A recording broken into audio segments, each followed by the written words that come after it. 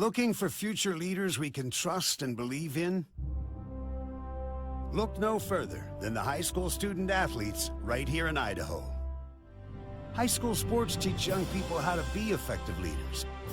It begins by making their grades and being on time for practice. It includes learning to listen, following directions, accepting responsibility, being a good role model. And it's about respect for officials, opponents, the rules, and each other. The result? It transcends sports. It gives us hope for the future. High school sports. There's so much more than just a game. This message presented by the Idaho High School Activities Association and the Idaho Athletic Administrators Association.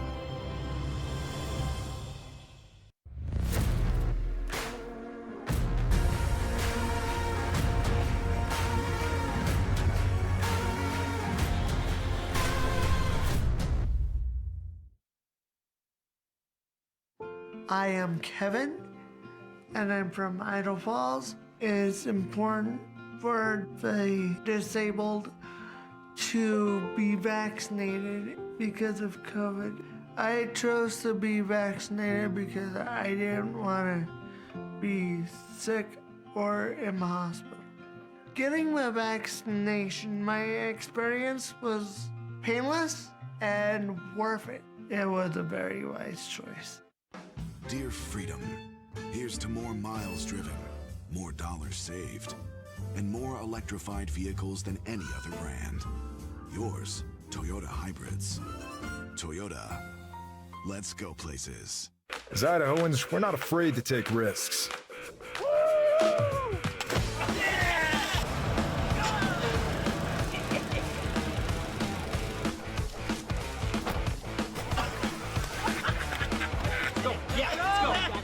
All the way, all the way. Go. All the way down, all the way down.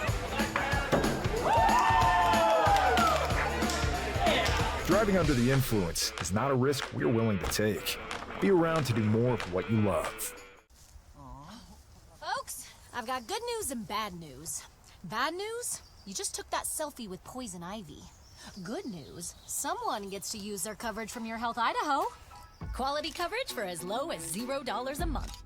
Some days, I choose the most difficult trail. I test my limits. Taking the hard path isn't always easy, but I know it's the right way.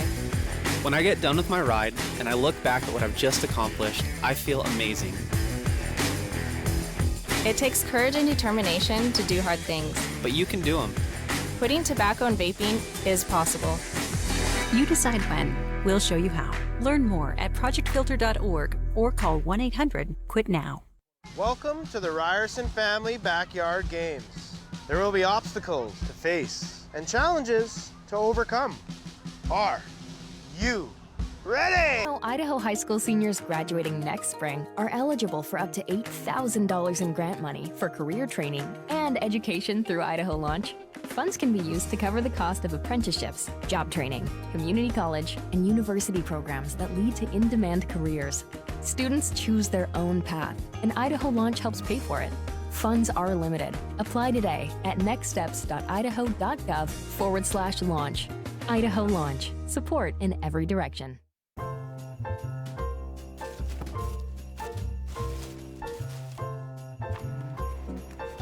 This is not what I asked for. Once again, we have contributed to your ideal college savings program. Love, Grandma and Grandpa. Give the gift of college savings this holiday season with Ideal, Idaho's 529 college savings program. Eventually, they'll appreciate it. I love it. Thank you. College costs money.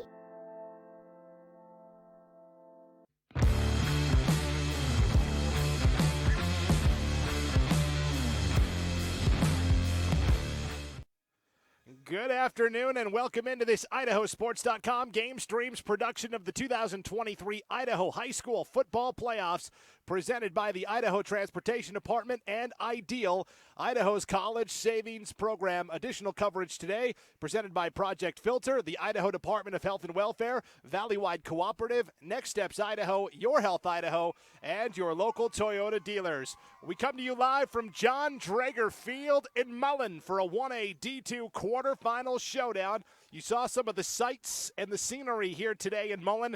It is a rainy day, a downpour drenching the field here at Drager Field. We've got the fog coming off the mountains, lots of fans in ponchos, but both of these teams lined up and ready to go. It's a 1A D2 quarterfinal. The 8-2 Hagerman Pirates taking on the 8-1 Mullan St. Regis Tigers. Hi, everybody inside the broadcast booth. Brandon Maney alongside Ryan Skaggs. Here we are, quarterfinal weekend, the final day of competition. A lot of teams played yesterday, but because of the travel involved here, Hagerman up to Mullan. We've got a Saturday matinee. Yeah, no easy roads to Mullan for the Hagerman Pirates. They made their way up here. A long bus ride, but hopefully looking for a fortuitous showing this afternoon against a pesky Mullan team. I mean, we talk about, this group historic. They've been on the upswing up here in North Idaho in District 1. They've been, league champs, 3-4 years in a row now. They've come in four times the league champs and district champ coming out of the north. Playing today for the right to play Kendrick. Mullan, if they win, they get to host another game in the semifinals. Taking on the Tigers. That they won yesterday, obviously 90-0. Everybody in the state knows about that score. But Hagerman coming in to this game out of Southern Idaho, and they're looking. I should say South Central Idaho, but coming into this game on a bit of a roll too. So it'd be a good ball game. Yeah, it looks like they might be ready to run through their sign. See if we can get that footage. Right there, you're looking at the Hagerman Pirates. Bear with me for my first time running camera. No, that's all right. They've got the Pirate banner, and they're ready to go. This is no slouch. 8-2 versus 8-1. That's what the quarterfinals are really all about. So for Mullan St. Regis, you're right. The four-time league champs since they've started this co-op with St. Regis, Montana. It's been very successful, and yet they've only been to the semifinals once during this 4-year run of dominance. So that's the big question. Can the Tigers get past this quarterfinal round? It's been a bugaboo for them over the years. Meanwhile, for Hagerman, they're making their first playoff appearance since 2015, and they are fully embracing the role, as it wasn't that long ago that Hagerman was an 8-man power in the state of Idaho. A couple years ago, though, they didn't have enough kids to even field the team, so it's great to see them back in the playoff mix. Yeah, how the tables have turned in the mix with this team, and coming in looking to play spoiler today against a Mullan team that's a little banged up coming into the game, but obviously coming in. So we're going to break for the national anthem. We will take a break and come on back right after this. 1A D2 football headed your way next on IdahoSports.com.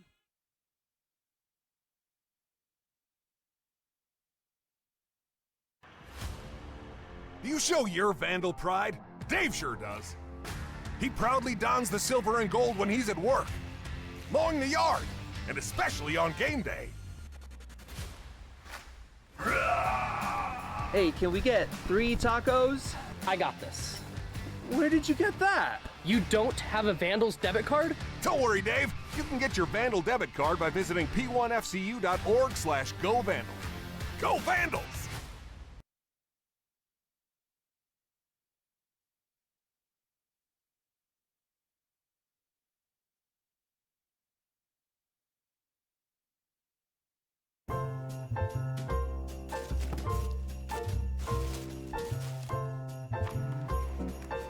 This is not what I asked for. Once again, we have contributed to your ideal college savings program. Love, Grandma and Grandpa. Give the gift of college savings this holiday season with Ideal, Idaho's 529 college savings program. Eventually, they'll appreciate it. I love it. Thank you. College costs money.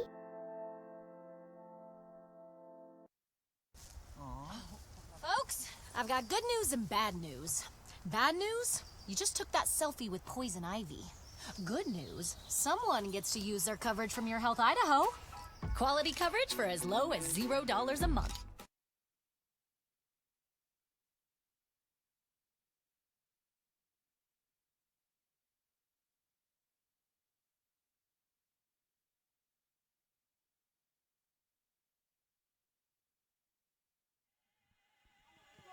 Back at John Drager Field in Mullan for this 1A D2 quarterfinal showdown. The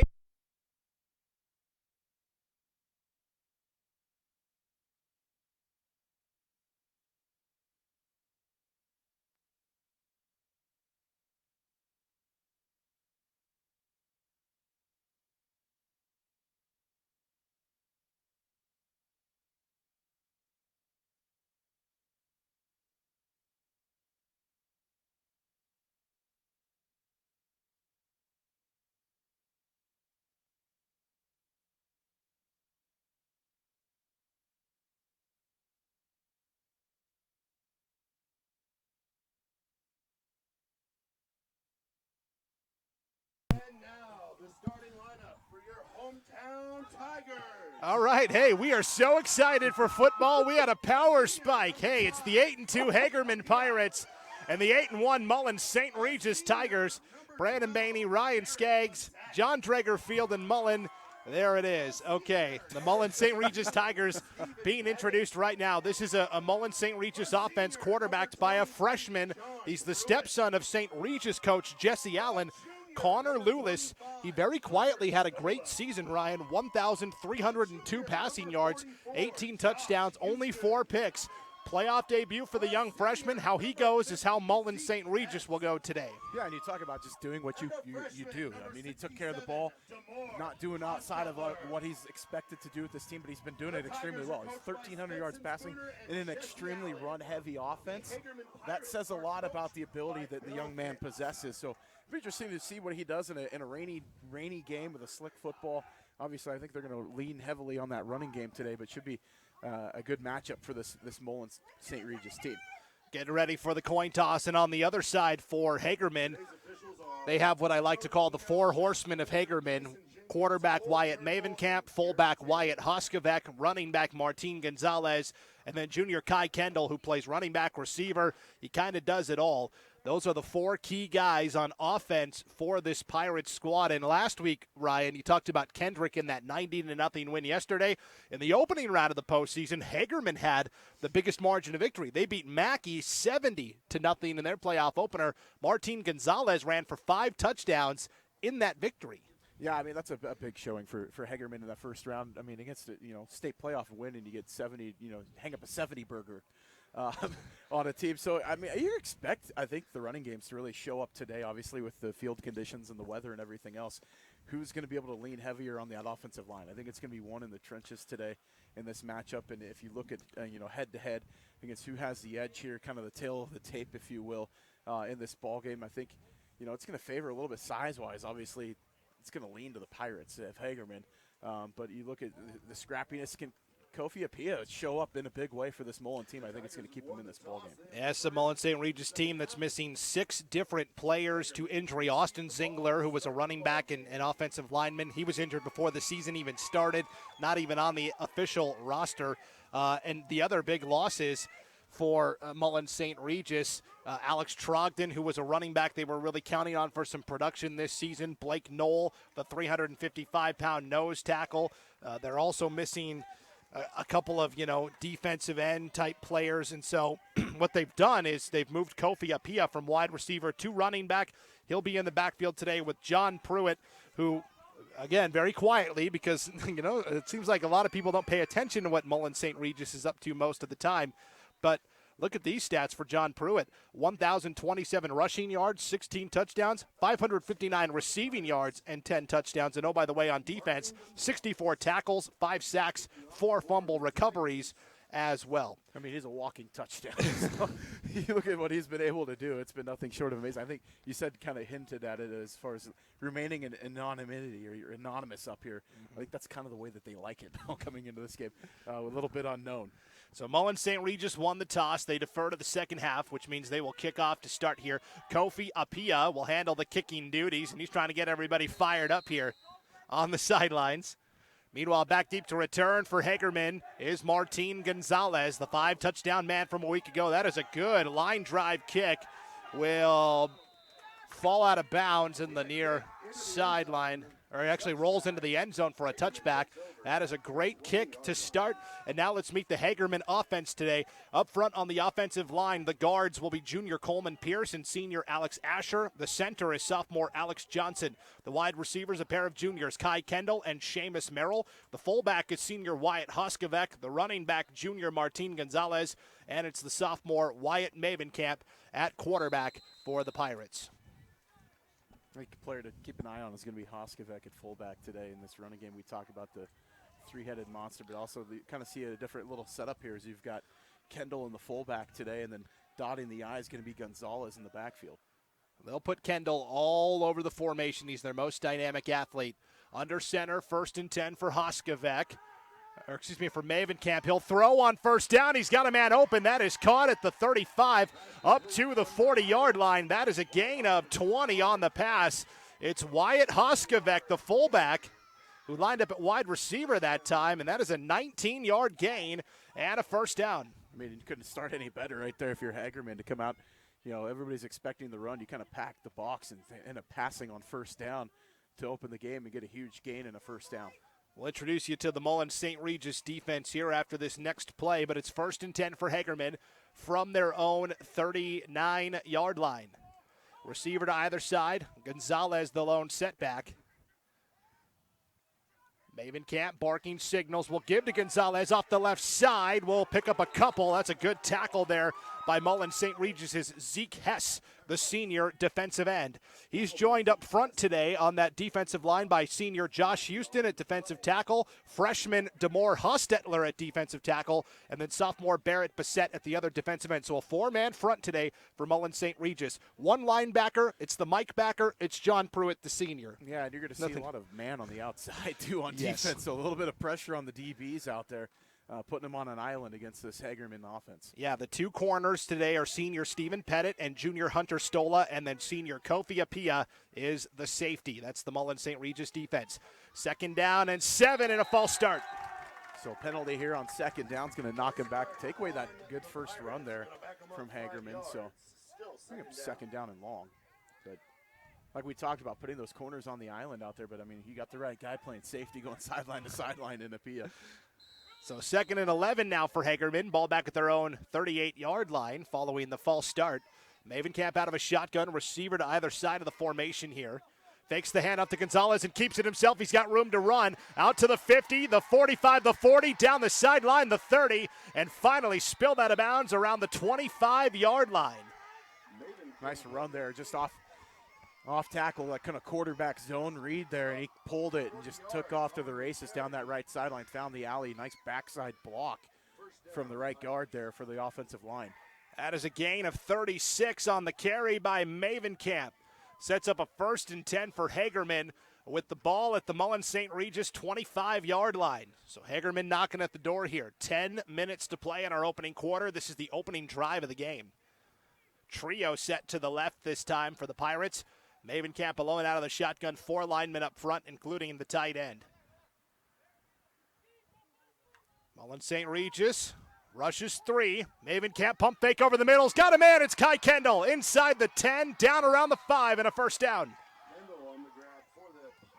It's just a single kind of a slant pattern right there from the inside slot. They've got the backer following out there on the screen read, and they end up passing right behind him in the zone that he vacated, and they got the first down there.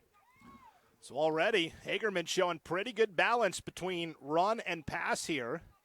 Sets up a 1st and goal for the Pirates from about the 6-yard line here.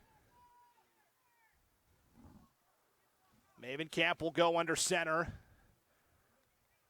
On 1st and goal from the 6. Long count here. Really taking his time. One-step throws. Incomplete. Trying to go to Kendall. Looking for that back shoulder fade there on the right side. Just a quick timing pattern. The problem is Kendall hadn't even made his break yet on the route. So first incomplete pass of the day for Wyatt Mavenkamp. A 19-yarder to Hoskovec, a 19-yarder to Kendall. And then the incomplete pass there sets up 2nd and goal now from the 6. And again, Hagerman breaks the huddle here. Empty back set. Maybe you look for another quick pass here, maybe a quarterback keep. We'll see what happens. And again, Mavenkamp trying to go for the hard count, get some cheap yards off of an encroachment. Mullan St. Regis defensively pretty disciplined, but there's a slant route for a touchdown to Kai Kendall from 6 yards out. Hagerman strikes first. Just a nice timing read on that slant. They just got the receiver right inside that corner, playing the outside shade. I think that was by design to go from the fade right there, coming right back to the slant to see if you can get the shade and get the corner to flip to the outside, and they did. They ran the slant inside of him right in there for a touchdown. It's a great read by the quarterback. Well, I like how they went to the outside on the first play, and then Yeah. Mullan St. Regis maybe expecting that again. Kendall cuts to the inside on the slant for 6. And now they'll line up and go for 2.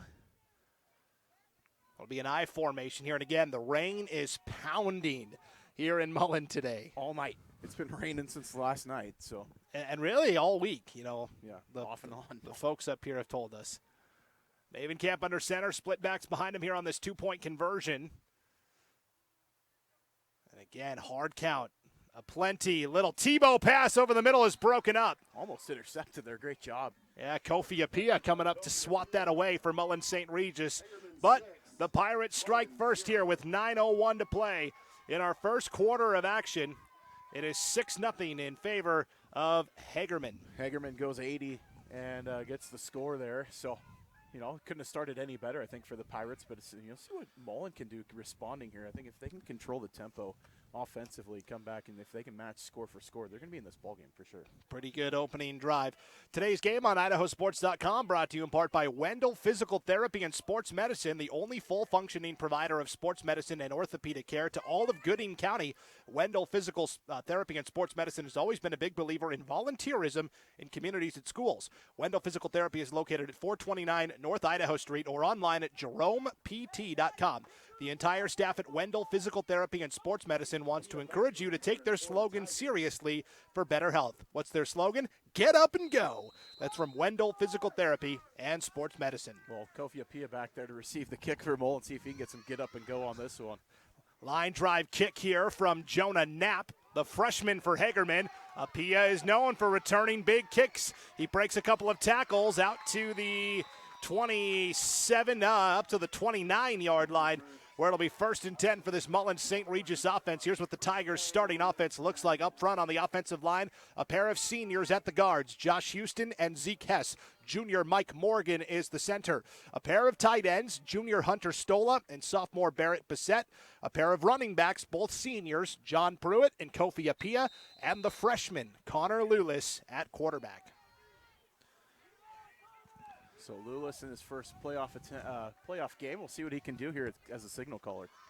He's got both backs, Apia and Pruitt, to either side. They'll start with Apia, looking for the edge. He is met right away by Martin Gonzalez. Maybe back to the line, and that's it. And they'll say he lost a yard. Got to get a better set off the edge there. That was a great flow from the linebacker, though, following that play down the line of scrimmage and making the tackle. The Hagerman defense today, the defensive ends are sophomore Alex Johnson and senior Wyatt Hoskevek. The nose tackle is junior Connor Watkins. Two linebackers, junior Coleman Pierce and sophomore Wyatt Mavenkamp. The corners are juniors Martin Gonzalez and Kai Kendall. And the safety is junior Seamus Merrill. 2nd down and 11. Back to passes Lulis. Out route is complete. That's hauled in by John Pruitt. Actually, Hunter Stola, the tight end. So Stola makes the grab, but again, nothing ventured, nothing gained. 3rd and 11. Just trying to get your athletes in space and see if they can make a play. Great defense there, just rallying to the football by Hagerman for a no gain. Talked to Hagerman coach Bill Hicks before the game today, and he knows a thing or two about winning here in the postseason. We'll get to our coach's spotlight here in a little bit, but he said the key today was to make sure they don't beat us on the edges. He was worried about Mullan's speed. And taking care of business right there on 2nd down. 3rd and 11. They shift Pruitt in motion. Lulis back to pass. Hagerman on the blitz. Lulis lets it fly. Overthrows his man out of bounds. Coming right into the living room there. Trying to go to Barrett Bissett, the sophomore. Overshoots him 4th down. Yeah, that was up close and personal there. So 4th down for Mullan St. Regis. Looks like they're going to punt here. John Pruitt does handle the punting duties for this Tigers club. Back deep to return for Hagerman is Seamus Merrill. Stands just beyond his own 45-yard line. Here's the kick by Pruitt. Line drive and a good one. That's going to go over the head of Merrill. He will have to backtrack to the 15-yard line to pick it up. Now has room to run. Working off of a block across the 25 and out to the 26-yard line where it will be 1st and 10 for the Pirates. Good coverage there on the punt, though, by Mullan to rally back and get to the ball carrier, because that could have been a disaster out kicking your coverage that far. He got a great foot into that ball. You know, so often we hear out kicking your coverage, and it's usually when a schlub like you or me is talking about, oh, yeah, my wife. You know, I definitely out kicked my coverage. But in football, that is an actual thing. You can out kick your coverage. That's exactly what I say every time this says, like, how'd you end up with Abby? I out kicked my coverage. Yes. So 1st and 10 here for the Pirates on offense. They went 80 yards on that opening drive and scored on the 6-yard touchdown pass from Maven Camp to Kai Kendall. And they'll start with a receiver, Kendall, in the slot. It's the top of your screen here on 1st and 10 from their own 26. Maven Camp gives to Gonzalez, gives him a push and sends him on his way. We'll get to the 30, and that's it. Good open field tackle by Hunter Stola. Stola did a great job reading that zone, too, because the quarterback kept that in there at the mesh point for a long time before finally handing that off and played that really heads up. That was a great job by the defender. And then once he gave the ball to Gonzalez, he kind of gave him a push in the back, like, go, big boy. A little tush push there. So a gain of 4 to make it 2nd down and 6. Ball is right at the Hagerman 30-yard line here with 6:35 to play in our opening quarter of action. Maven Camp under center. I formation. Kendall is the fullback. Hard count again, trying to get the Tigers to jump. And now flags come out. Maybe see, are we counting down the backfield there? Maybe got to delay a game. Yeah, I think that's exactly what it is, Ryan. Hard count has its pluses and minuses. The pluses, sometimes you get some free yardage. The minus, you use too much of that play clock. Yeah, so saw that last night in the Coeur d'Alene Rocky Mountain game. So that now moves it back 5 yards to make it 2nd and 11. And ball is back at Hagerman's 25-yard line.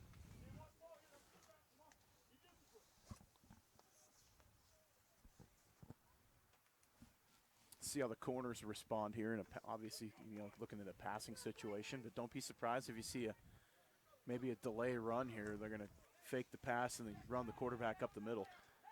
2nd and 11 for the Pirates. Maven Camp back to pass, has time, surveys, goes deep, has a man, Kendall. That's caught at the 35-yard line, out to the 39. That is a pickup of 14 and a 1st down. Great read by the quarterback, just surveying the field, and late break from the receiver, getting himself open out there on the out route.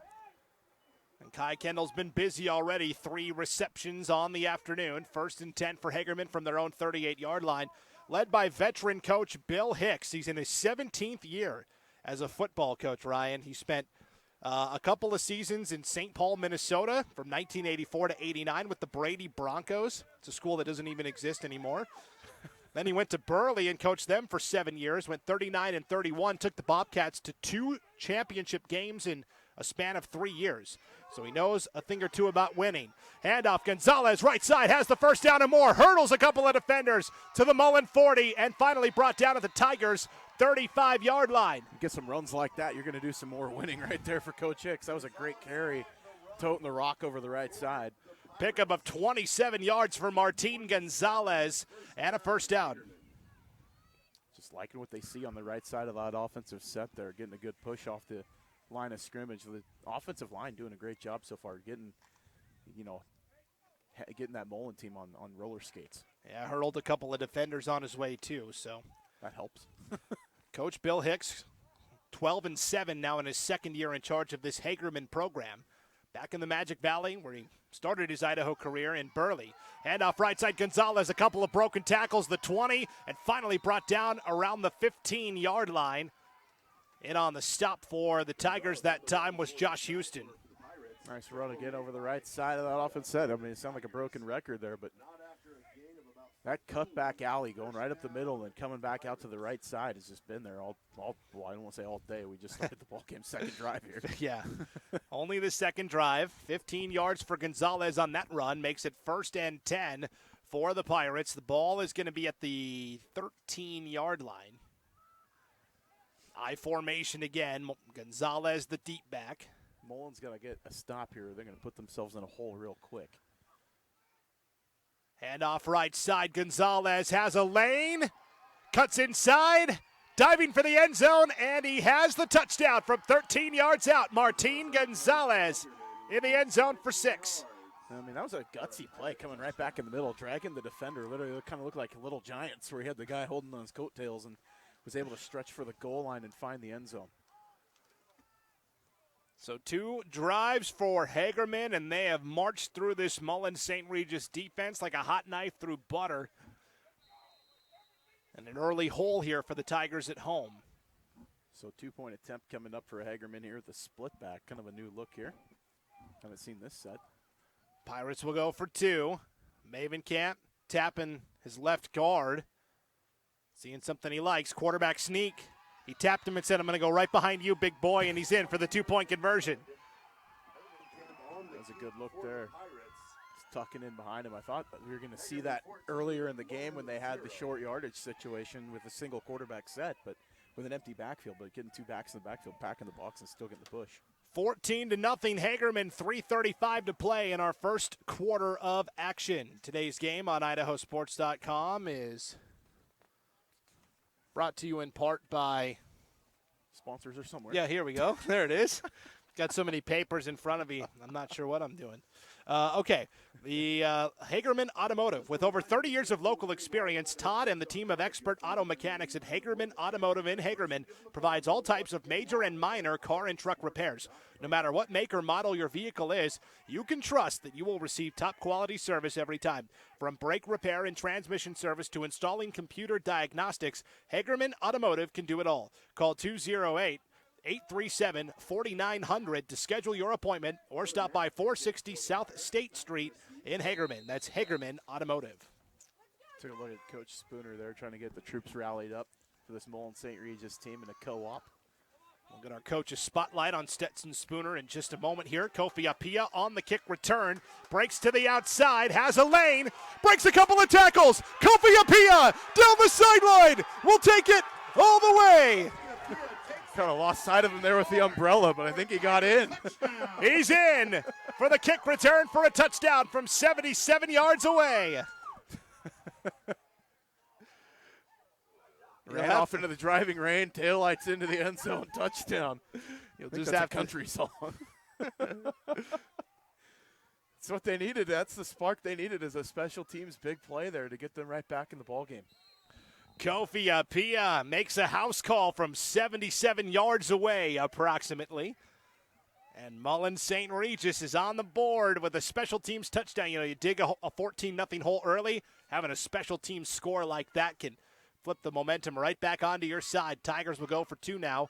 Lewis out of the gun, hands off to John Pruitt, a stiff arm, trying to get to the edge, won't get there. Goodness gracious. He just put the ball right to his face. Left an imprint maybe in the helmet there, but couldn't get the end zone. So 2-point conversion denied. 3:21 to play first quarter, 14-6. Hagerman still in front as Kofi Apia for Mullan St. Regis takes the kick back 77 yards for the touchdown. Talk about a spark plug there, though. They needed that score, and they needed it bad. Today's game on IdahoSports.com brought to you in part by TrueLeap Technologies. If you're in Hagerman or the surrounding area, TrueLeap Technologies is the place to call for your internet service needs. Formerly Filer Mutual, they've been serving the Magic Valley since 1909, and they're proud to bring you local internet from local people. They offer unlimited use internet with no activation or installation fees. Be sure to follow TrueLeap Technologies on Facebook and Instagram and call 208-326-4331 to sign up today. Go Pirates! From TrueLeap Technologies. 1909. That's about the time John Drager started his coaching career here at Mullan. No, we're just kidding, of course. He is, though, when you think of Mullan athletics, I mean, it's John Drager, and that's why the field's named after him. So we said it's been a driving rain so far. I think it just picked up. It has picked up with fervor and intensity. Hard to see on the screen, but it is just a pounding, driving rain. We are playing in a deluge. So now Kofi Apia, after returning the kick for the touchdown, will kick off to the always dangerous Martin Gonzalez. Apia, a Ghanan soccer player. They moved here when he was a freshman up into the area, and he's been a nice addition to this team. Holy cow. Yeah, one of the good folks from Mullan was over in Ghana for some work and brought Kofi to the States, and Mullan says, hey, we're glad to have him. Gonzalez on the return, a full head of steam. He will break to the outside, breaks a tackle to the 30, and brought down around the 34-yard line.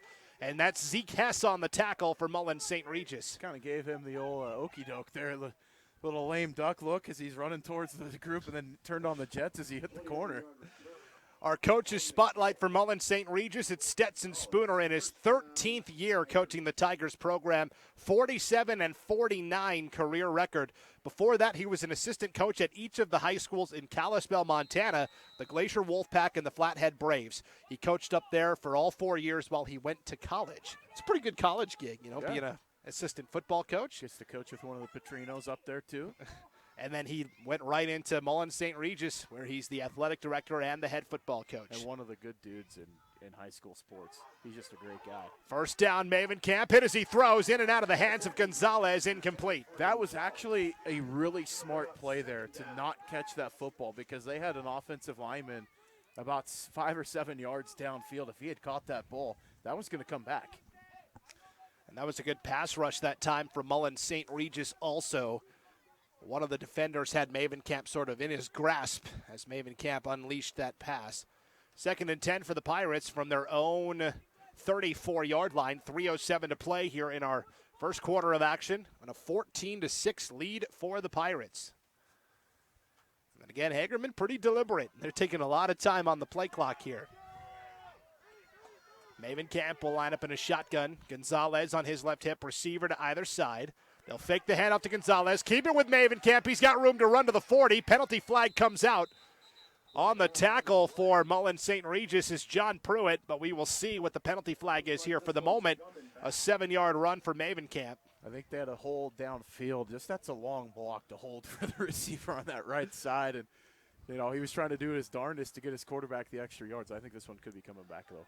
We've seen they're pretty they hold on to that ball a long time on the read option. They do. And that is they're marching back 10 yards so from the spot. They'll pick up a couple, but not, obviously on the penalty, though. You don't want to see that. That was holding was well past the line to gain there. But yeah, that's the one thing about that. You drag that mesh point out so long, that becomes a really long block to hold on that outside edge. So 2nd down and 9 after the penalty. Under center is Maven Camp. I formation. Kendall was up really close. It's a reverse. They pitch out to Kendall, and high hurdles a defender. Now we'll reverse back the other way. Kai Kendall still going. Now he's got a convoy of blockers. The 50, the 40, cuts back into the 30, the 20, the 10, the 5, into the end zone for the touchdown. Kidding me. I thought he was dead to rights. He had to hurdle the defender coming back on the near sideline. Reverses field and dices his way into the end zone. That is an unbelievable play from Kendall. That was a crazy effort. That is a 65-yard touchdown run from Kai Kendall. He high-hurdled the defender. John Pruitt slipped on the play. Then Pruitt got back up and almost had him around the ankle. And then he broke back against the grain the other direction, and it was game over from there. That'll go 65 yards in the book forward, but you throw in the lateral running there. He ran twice across the field. That was probably a 105-yard run. And we saw right there, Ryan, on a rainy day where the rain is not stopping anytime soon, John Pruitt loses his footing. Otherwise, maybe he's able to make that tackle for the Tigers, but that would have been a loss, too. It would have been a loss of 2 on the play. 2:30 to play in the first quarter of action. I formation here for the Pirates. Maven Camp hard count. Mullan St. Regis jumps. That's Pruitt. Coach Spooner not happy there. He was looking for the discipline from his front line, and they just came sailing across the neutral zone. Yeah, that was Pruitt, the linebacker, cheating up to try and stop the 2-point conversion. So I think they were looking at that wedge coming right back, right into their face, and a little greedy. Now from the 1, little hop, skip, and a jump, and Maven Camp is in. Yeah, tried to cut the offensive lineman on the push, and Maven Camp just hurdles him and basically takes 2 steps into the end zone for the conversion. So that is a 65-yard touchdown run for Kai Kendall. 3rd different Pirate to score today. Kendall also has a receiving touchdown. And then Maven Camp runs in the 2-point conversion also.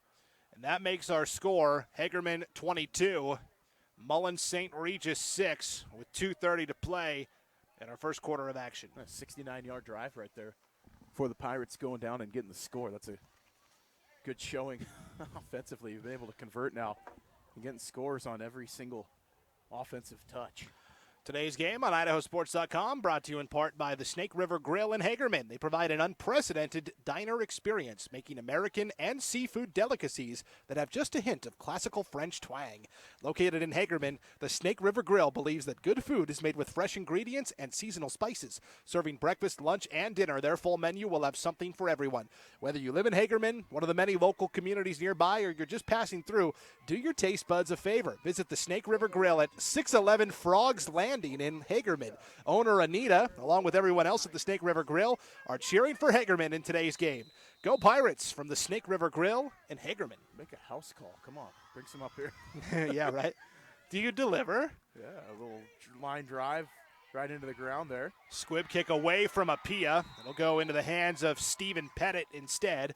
And Pettit will return it out to the 30-yard line where it's 1st and 10. Smart decision there, I think, by the coach Hicks to make the decision to kick it low and away from Apia. You saw what happened last time he touched a football.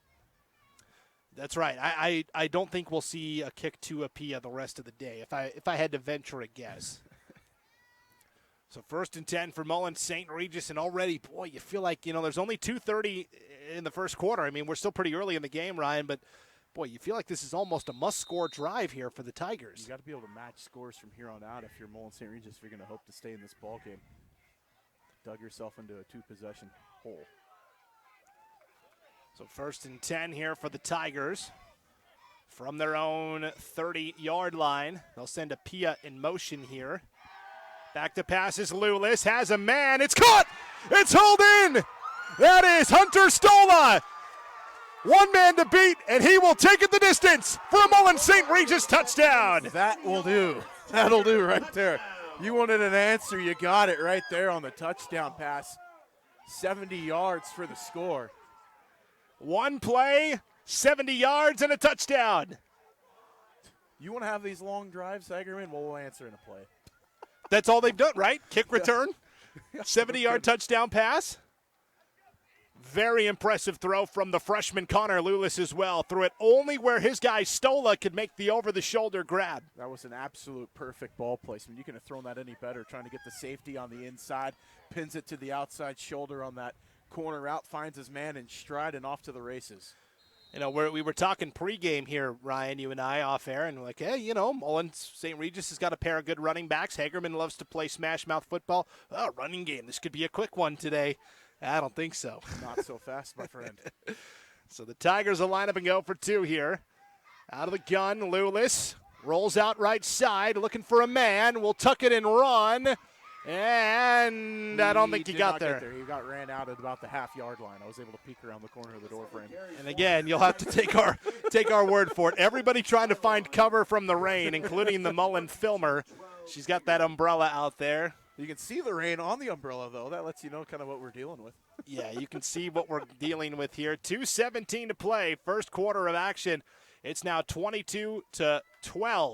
Hagerman with a 10-point advantage. Finding ourselves in a bit of a shootout here. Yes. Today's game on IdahoSports.com brought to you in part by Farmers Bank. Farmers Bank, a tradition you can count on. Farmers Bank in Buell and Wendell is proud to support the Pirates in today's game. So the winner of this game is going to take on Kendrick next week. If Mullan finds a way to come back and get the victory, the game will stay in the north. We'll have to figure out what's going to happen because I know that they say the higher seed hosts in the other classifications, but on the bracket it says that the top line hosts. So we'll see what happens.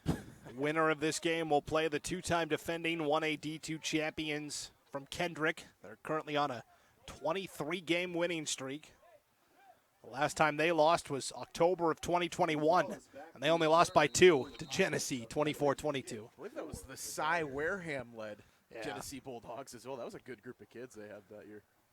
So Kofi Apia ready to kick off here for the Tigers after the 70-yard touchdown pass from Lulis to Stola. And another deep kick from Kofi Apia. There's that soccer leg we were talking about from the Ghana native. On the return, Martin Gonzalez breaking through a couple of defenders and finally brought down from behind at the 31-yard line. That's Barrett Bassett on the tackle for the Tigers. Talk about the game within the game, but I don't know if you saw the bottom of the screen, but holy cow. Somebody got decleated out there on the near sideline.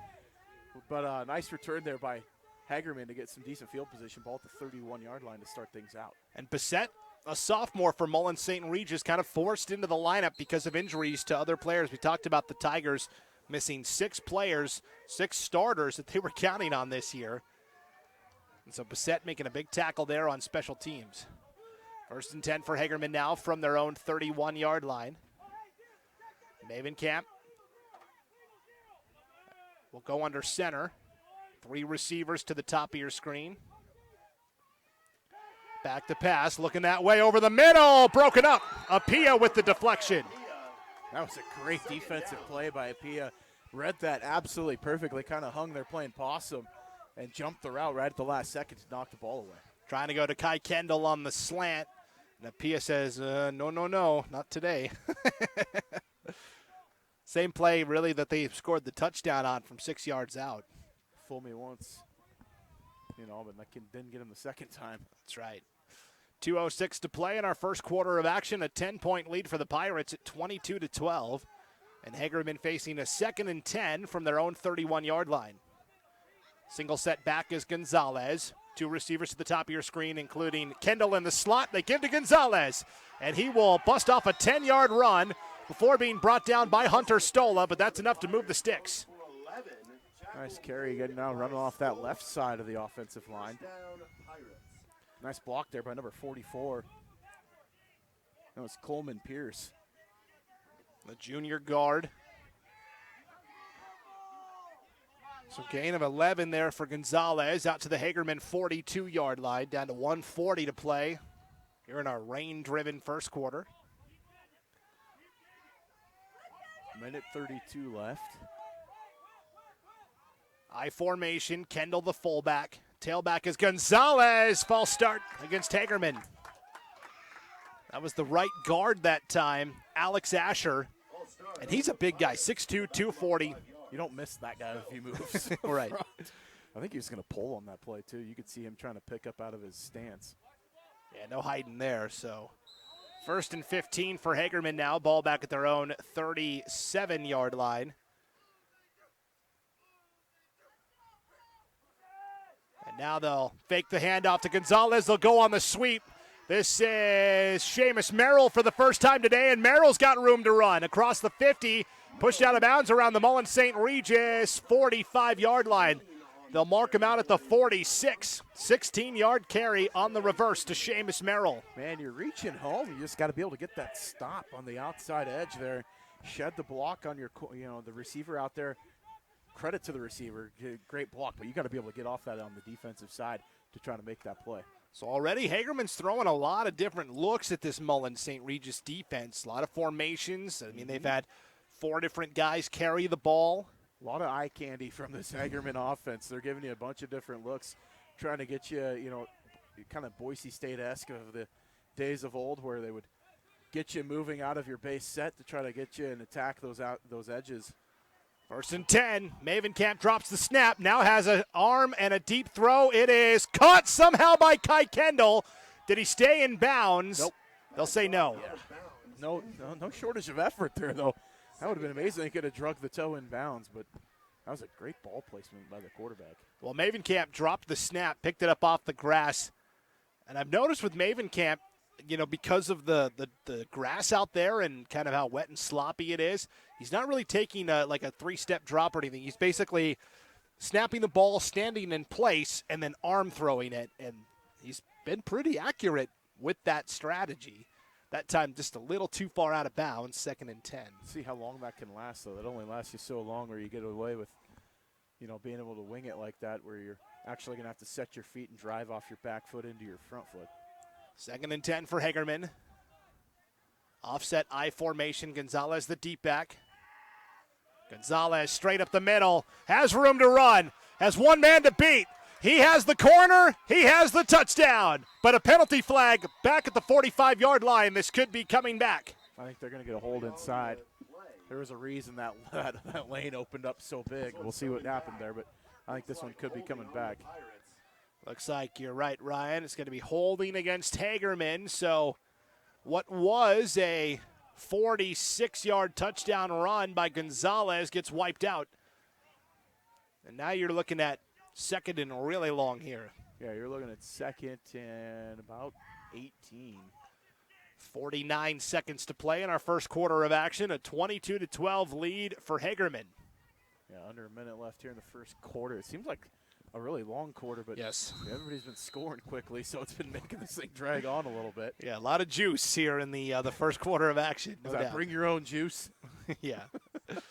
So we're looking at second down and about 18 here for Hagerman from their own 46-yard line. Maybe setting up here for that quick slant. You see the middle of the field wide open. Maven Camp out of the gun this time. Snaps on the ground. Maven Camp picks it up, over the middle throws. It's caught by Kendall anyways, right close to the first down marker. He's going to be about a yard shy. Nice tackle by Kofi Apia for the Tigers. But boy, on 2nd and 18, they pick up 17 yards on the pitch and catch to Kai Kendall. Averting disaster there. That ball skipped back to the quarterback. It was on the ground forever. That's going to be the end of the first quarter of play. But they were going to run that quick slant there. They had the middle open. I saw it coming. They were trying to set that up and just skipped it back to the QB. Perhaps another time. 3rd and 2 for Hagerman upcoming when we flip the field for our second quarter of action. But through one. Buckle up, folks. Could be a fun one today. 22-12. Hagerman with the 10-point lead. Back after this break, you're watching the 2023 1A D2 quarterfinals on IdahoSports.com. Do you show your Vandal pride? Dave sure does. He proudly dons the silver and gold when he's at work, mowing the yard, and especially on game day. Hey, can we get 3 tacos? I got this. Where did you get that? You don't have a Vandals debit card? Don't worry, Dave. You can get your Vandal debit card by visiting p1fcu.org/govandals. Go Vandals! Welcome back to Drager Field here in Mullan. Brandon Baney alongside Ryan Skaggs here on IdahoSports.com as we make our way to the second quarter of action. So we're going to flip ends of the field. The rain picks up again. So shortage of moisture today. A 3rd and 10 here for the Pirates.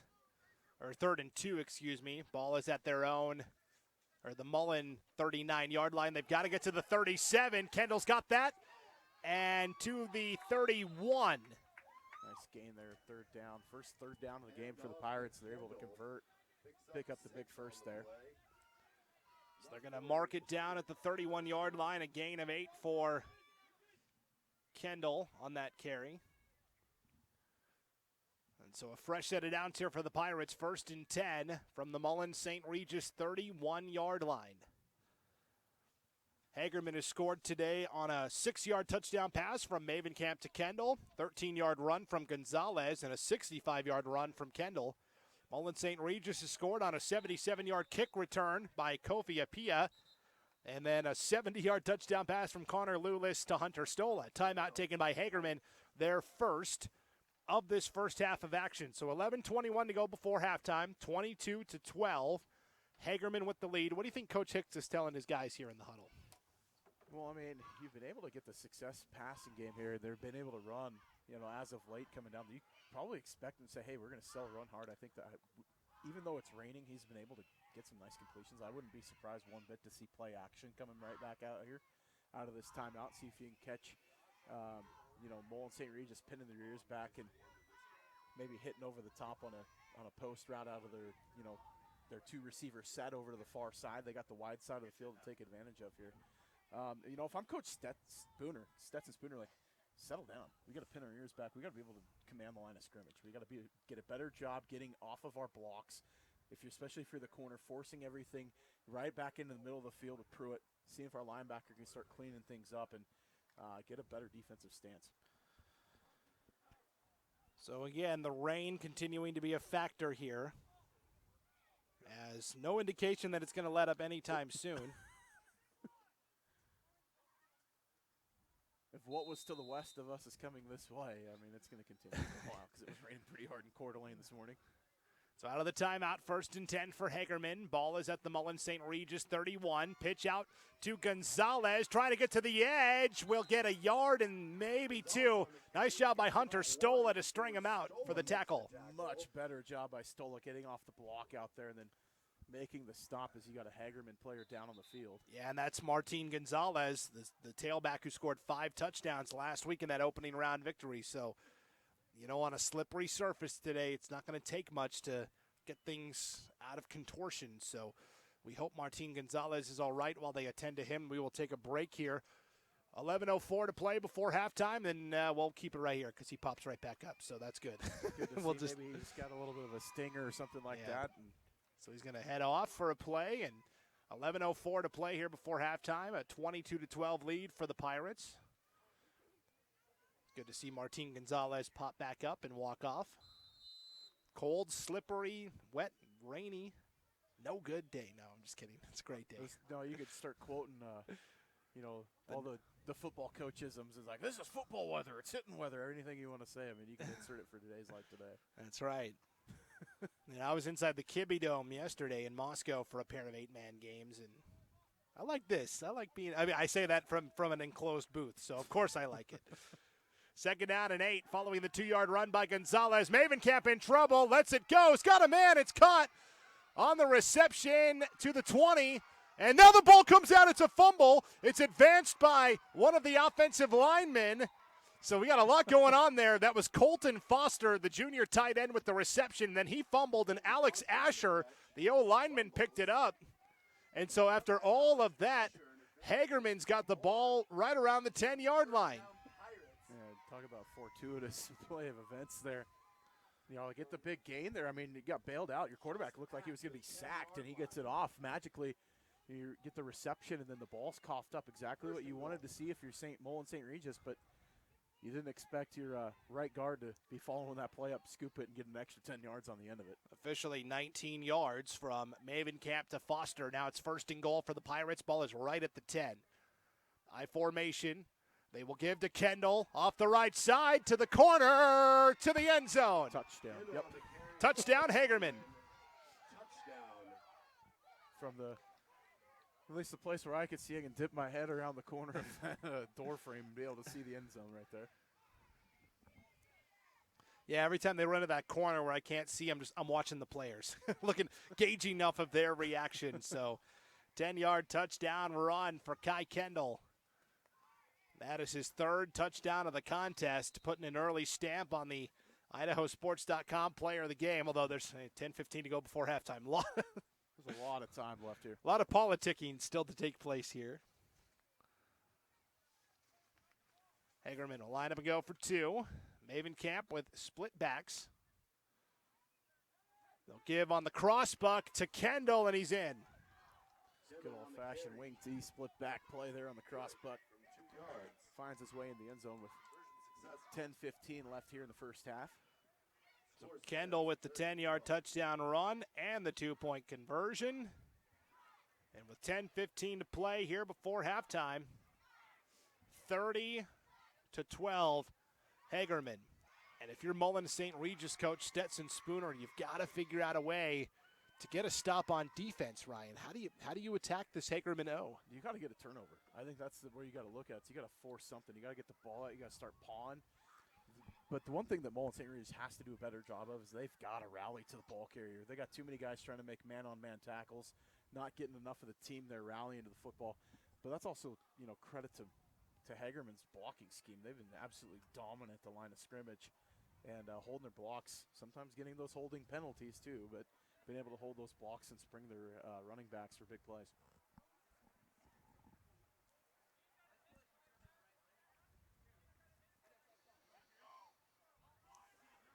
So getting things teed off here are the Pirates. Trying to keep it away from Kofi Apia here. Good luck. I think he finds his way in there, and he's going to sneak up a little bit, cheating his way up. I mean, Mullan St. Regis has run 4 plays on offense, Ryan. Time of possession has got to be way tilted in Hagerman's favor. Squibber taken by Pettit.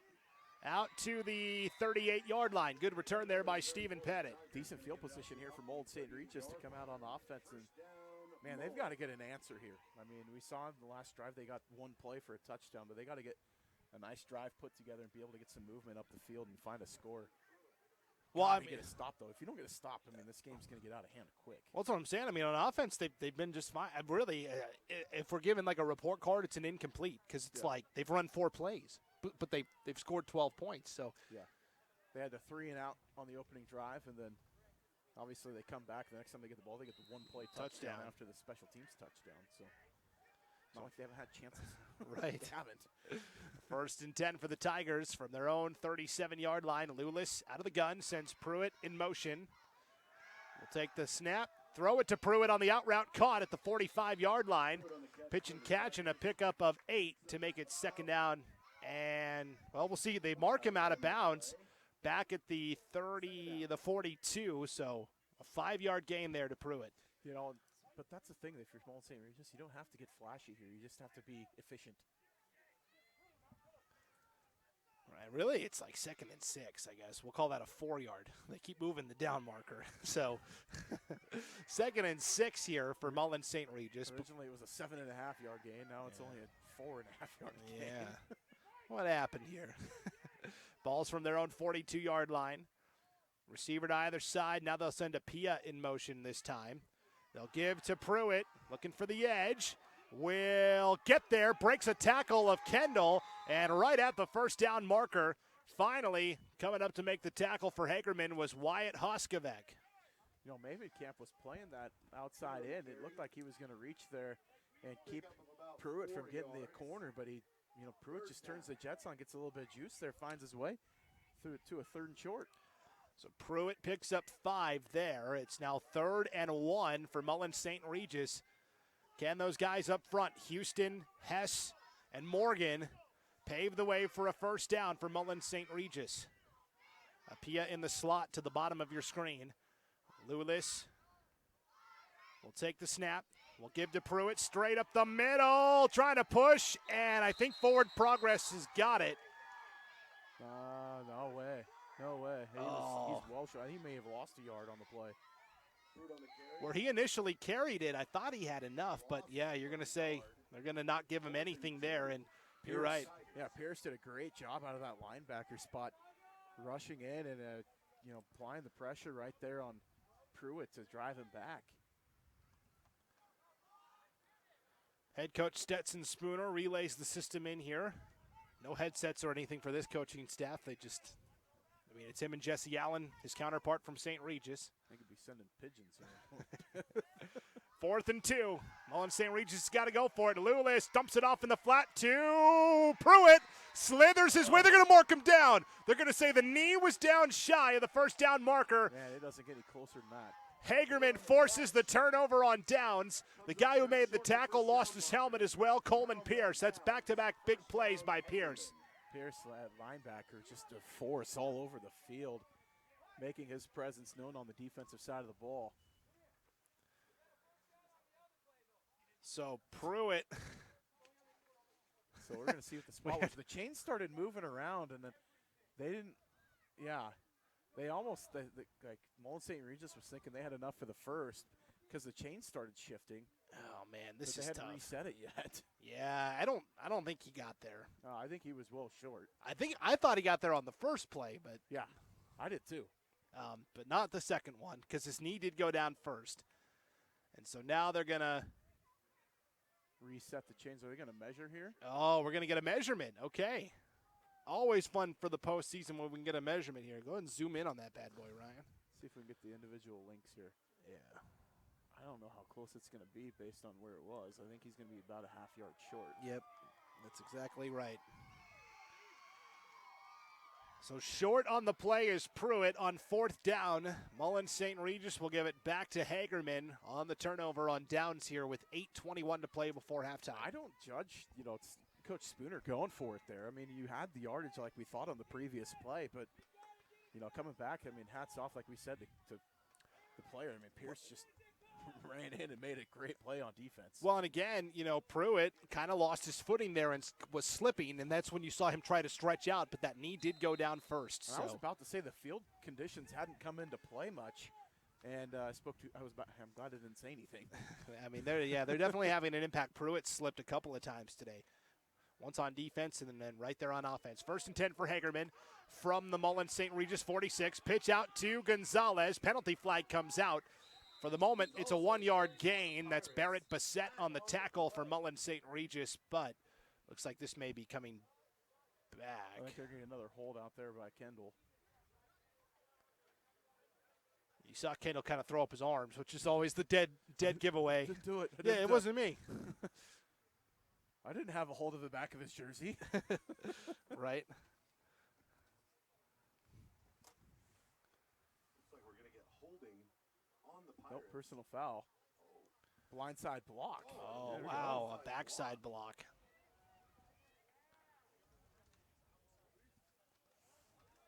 That's going to back the Pirates up 15 yards.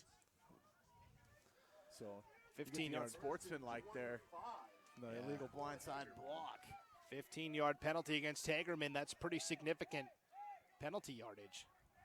So that'll bring up first down at 25. They've got it. The line to gain is at the 37 of Mullan St. Regis. I'm out of coffee. Uh-oh. It's like Seattle weather. Have to play some Nirvana at halftime, like grunge weather. Right? Yeah, some Soundgarden. Name your favorite grunge band, go. Hit us up, Brandon, at IdahoSports.com. There's not that many choices. 1st and 25. Now a flag, another delay of game here on Hagerman. Holy cow. Digging themselves a hole. So it's going to be first down and 30. Still first down. 7:44 to play here before halftime, and I'm telling you, that has gotten this Mullan St. Regis contingent kind of reinvigorated here. It's first down and the exit to Wallace. So, yeah. Ways to go here. So 1st and 30 now for Hagerman. Ball is back at their own 34-yard line. Bootleg out. Houston applying the pressure. Slips and falls. Mavencamp will just take off and run and will be ridden out of bounds by Pruitt. Pruitt's got to be careful there that he just lets up as they go out of bounds so he doesn't draw any extra attention. Minimal gain there for Mavencamp on the scramble. He will pick up 5 yards there out to the 40-yard line. We'll see where they spot this at. That all started, though, with the initial pressure from the defensive front, flushing Mavencamp from the pocket as Pruitt was able to chase him down. So 6-yard run there for Wyatt Mavencamp makes it 2nd down and 24. I formation here for the Pirates. 7:20 to play before the half. Rain coming down in sheets. Counterplay right side. Gonzalez swallowed up. John Pruitt in on the tackle. Nothing doing right there. Great defensive play. Mullan St. Regis has woken up now on defense after consecutive penalties from Hagerman. And Dylan Thomas, the junior, who's now in there at defensive end, also helped clean up the play at the end for the Tigers. Tiger fans, it's 3rd down. So 3rd and a mile here. 3rd down and 25 as that last play lost a yard. I could expect Hagerman to probably try to just cut this in half. You're looking at 4-down territory. 6:40 to play here before halftime. Hagerman in front, 30-12, but facing a 3rd down and 25. Mavencamp out of the gun. Back to pass has time, throws the route. It's dropped by Seamus Merrill. It's 4th down, and we'll see Hagerman punt for the first time today. Trying to run the tunnel screen, coming right back down the middle of the field, and just slips through the hands of the intended receiver.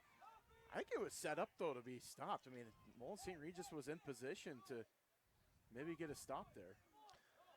So 4th down for the Pirates, and there is the stop that Mullan St. Regis needed, along with some self-inflicted penalties by Hagerman.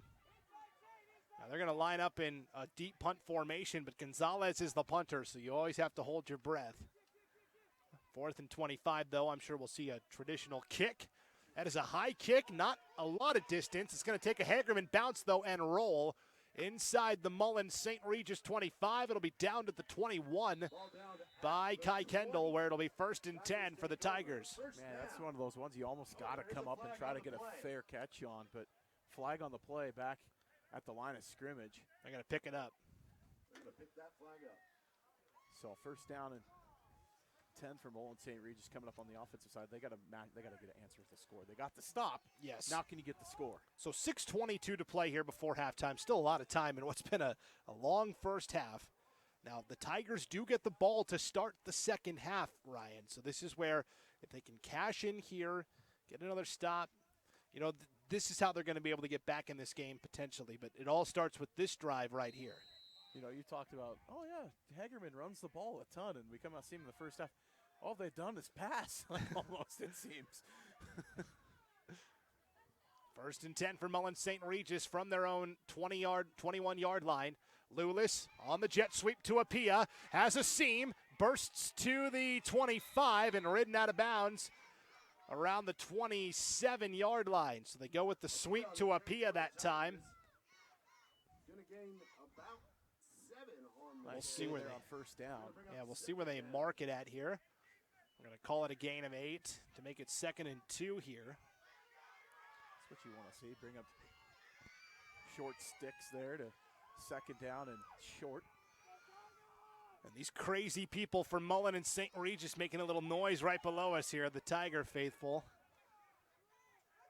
5:40 to play here before halftime. And the smart people in their cars across the field watching.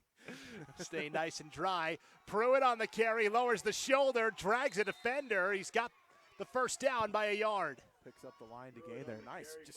That was on pure effort there. He picked up the 1st on the run over the left side. So John Pruitt lowers the shoulder.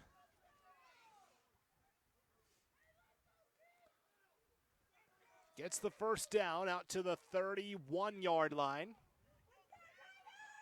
5:15 to play here before halftime. A 30-12 lead for Hagerman. Lulis out of the gun. In the slot is Apia. Now in motion, they'll fake to Apia. Lulis setting up the middle screen for Pruitt. He's got it. Slips and falls, though, and gets a yard, and that's it. Oh, he looked like he was set to get a big gain there and just, blows out the tire. There's a flag in the backfield. I think Spooner may get a flag on him. His quarterback was absolutely planted in the backfield after the play, begging for roughing the passer. Unsportsmanlike conduct penalty against the Tigers. And, I believe that's against the Tiger coaching staff. And our referee telling Stetson Spooner it's a judgment call. Stetson wanted the roughing the passer penalty. We got another penalty from the assistant coach there. And another one also. You got to keep your composure there if your coaches do your kids a favor. They're playing hard here and trying to get a drive put together. And you see Kofi Apia kind of going, Coach, we're good. All right.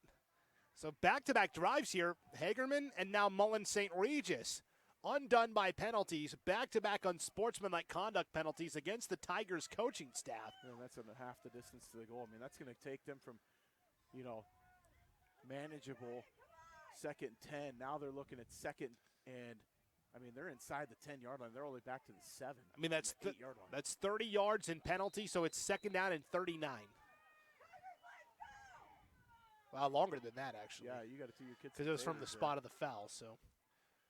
Direct snap to Pruitt out of the Wildcat, looking for the edge. Stiff arm breaks one tackle, lowers the shoulder, and plasters another defender. And John Pruitt's going to be able to pick up, 5 or 6 yards there. Tough sledding. I don't know. This may be a good time for Coach to call a timeout if I'm that, just to get your composure back. Try to settle your guys down because it's getting a little chippy out there on the field. You can see them kind of rolling around and a little John action going on between the players after the play.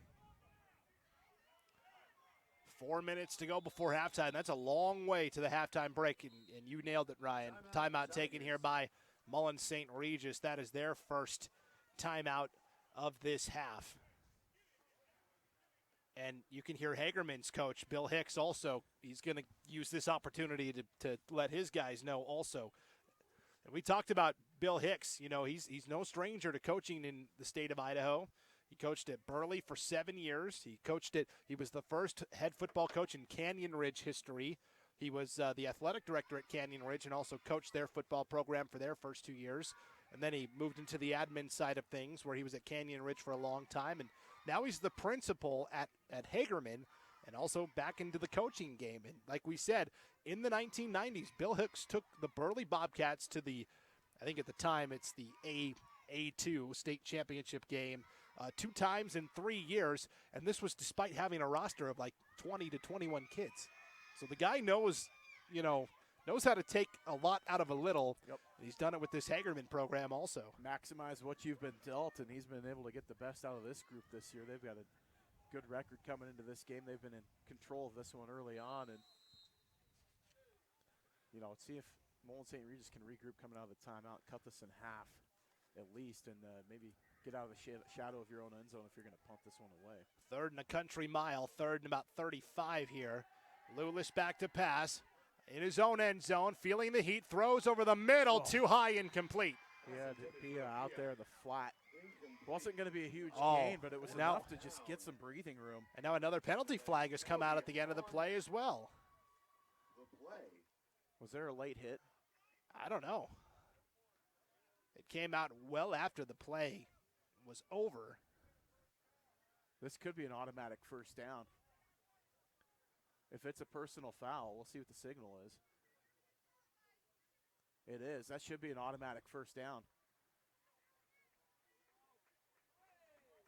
So 15 yards against Hagerman, not a first down. 4th down still. I thought that would have been an automatic first, but maybe, I guess not. 15 yards, still 4th down. So unsportsmanlike conduct. But now you're looking at, Ryan, 4th and 14. It's manageable. You're punting this away. Absolutely. I know. As creative as you want to be and get cute, you got to get rid of this football and get away from the end zone and not give Hagerman a short field with 3:52 left here in the half. Seamus Merrill back to return. Pruitt will punt here for the Tigers. On 4th down. Gets a good leg into it. Merrill coming up, makes the grab, breaks a tackle at the 45, now the 50, up to the Mullan 40, and tripped up there by Pettit at the 38-yard line, and another penalty flag comes out on the far side. That was on the line of scrimmage, too, so we'll see what the call is out there. As you got a Hagerman player down as well. Thinking this might be against Mullan St. Regis here. I don't want to tell referees how to officiate, but this is the time where you just maybe take an official's timeout, you pull the coaches together, and you just kind of settle things down, but illegal formation on the Tigers. Illegal formation, not enough guys up on the line of scrimmage for the Tigers there. Coach Spooner getting an explanation from our referee. At the 37-yard. So after all of that, 1st and 10 for Hagerman. They decline the penalty. They'll just take the result of the punt return there from Seamus Merrill. So 1st and 10 for Hagerman. Boy, this game is bogged down all of a sudden with the yellow laundry. 1st and 10 for Hagerman. Ball is at the Mullan St. Regis 42-yard line. Still 3:41 to play here before halftime and a 30-12 lead. There's been 8 flags on the last 10 plays. Yeah. That's both sides of the ball. Both teams shooting themselves in the foot, as it were. 1st down, handoff to Gonzalez. Up the middle, will get about 7. Just shy of the 30. See, it didn't look like it was that big of a run, but you just didn't notice as the line of scrimmage just absolutely moved upfield like as a wall. Carried upfield. That's a big gain on 1st down. Yeah, those 3 guys up front, Coleman Pierce and Alex Asher and Alex Johnson, doing the work for Hagerman there as Gonzalez gets 6 yards on 1st down to make it 2nd and 6. Or 2nd and 4. Jeez, my math's all messed up here. I'd be closer to 3. Not to screw with your math anymore there. 3. So it's got a timeout, though. Timeout, Hagerman. Bill Hicks recognized that I was struggling and called timeout so I could, send the math teacher up here. get my head on straight. Timeout by Hagerman, their 2nd timeout of the half. 3:01 still to play here before halftime, and a 30-12 advantage for the Hagerman Pirates, and they're on the move again. There you can see the Mullan St. Regis Tigers in their huddle, and Coach Stetson Spooner imploring his defense to get a stop here. And what was starting as a promising drive unraveled quickly for each of the teams on their last possessions. Personal foul penalties and back-to-back personal foul penalties on the Mullan St. Regis coaching staff made that last drive almost impossible for the Tigers.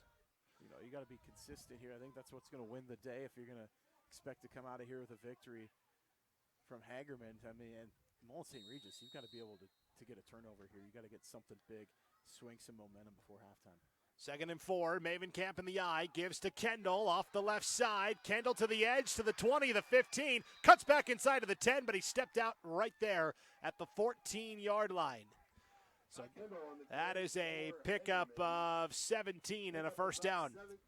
Footing coming into play here.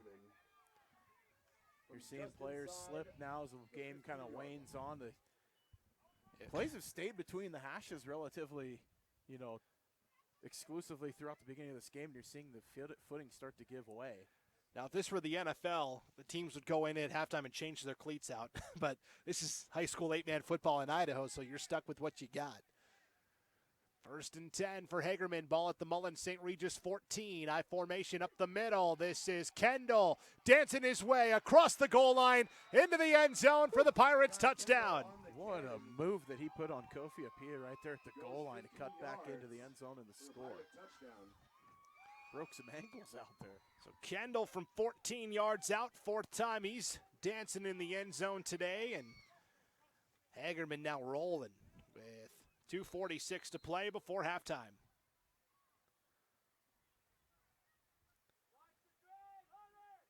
What started out as a passing attack from Hagerman has moved into an absolute dominant rushing performance here in the second quarter. Rugby scrum. And the 2-point conversion is in for Wyatt Mavencamp, the quarterback. So it's 38-12. Hagerman here on the road with 2:46 to play before halftime. Well, now there's no bones about it. Mullan St. Regis has got to score and then score on their opening drive as well. You can see the fog starting to come in a little bit here, Ryan, over the horizon. Got the yellow from the tamarack trees turn in here and fall, but a gorgeous setting up here in Mullan. This is the first time I've been able to come up here.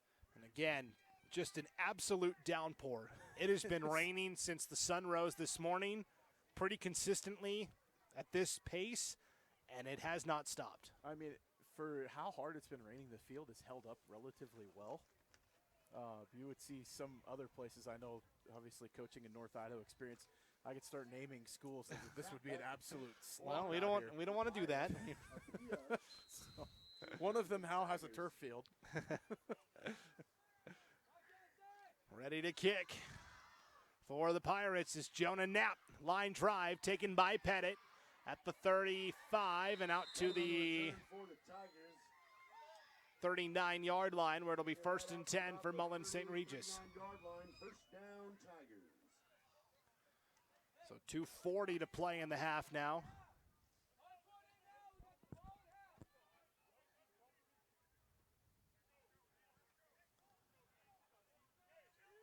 See how Mullan St. Regis responds here on offense. They got to get the hog mollies up front moving. They've had a lot of trouble in this game getting any push off the line of scrimmage against a pretty stout Hagerman front.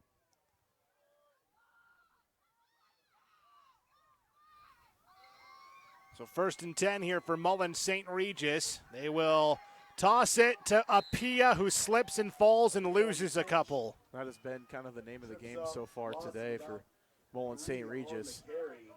Looks promising and kind of, I won't say blows up in their face a little bit, but things kind of fell off here in the second quarter.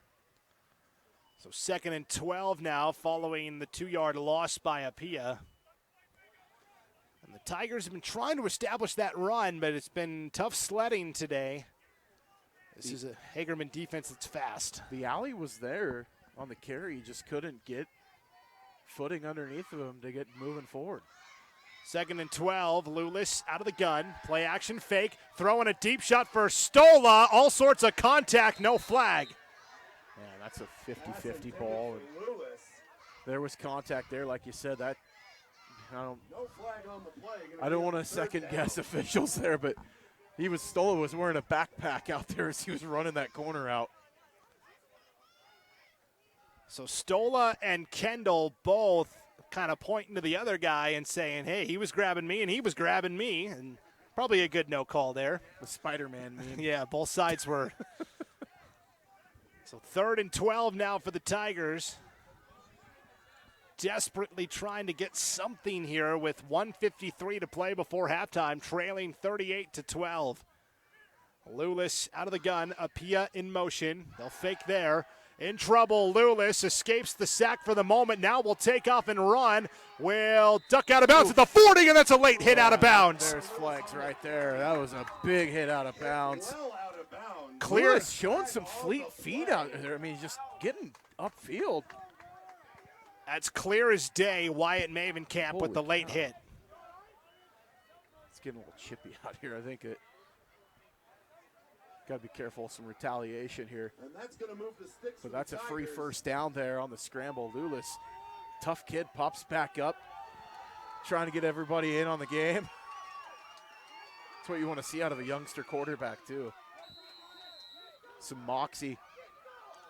So Lulis initially a gain of 4, but with the 15-yard late hit out of bounds, makes it 1st and 10 for the Tigers with the ball at the Hagerman 45-yard line. Finally finding themselves on the Hagerman side of the 50-yard line.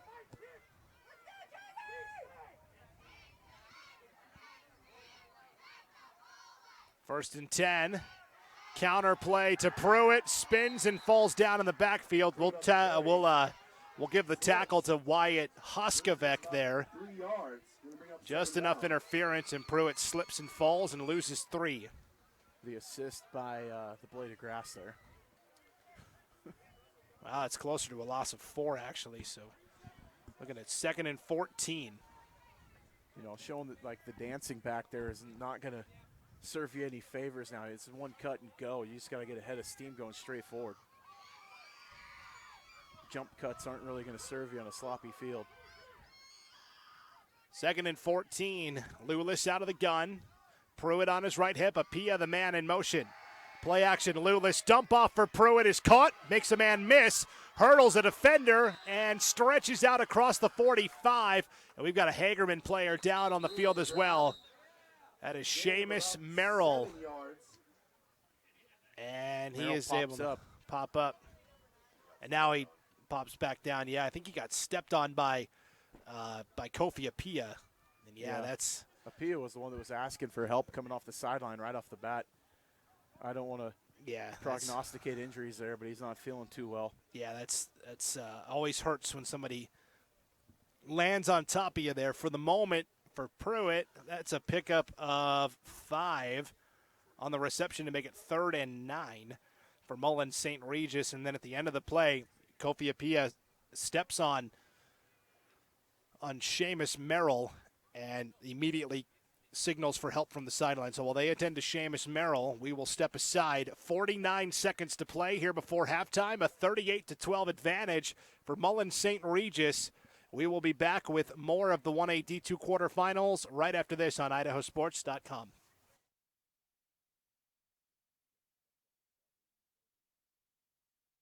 We're Valley-wide Country Store.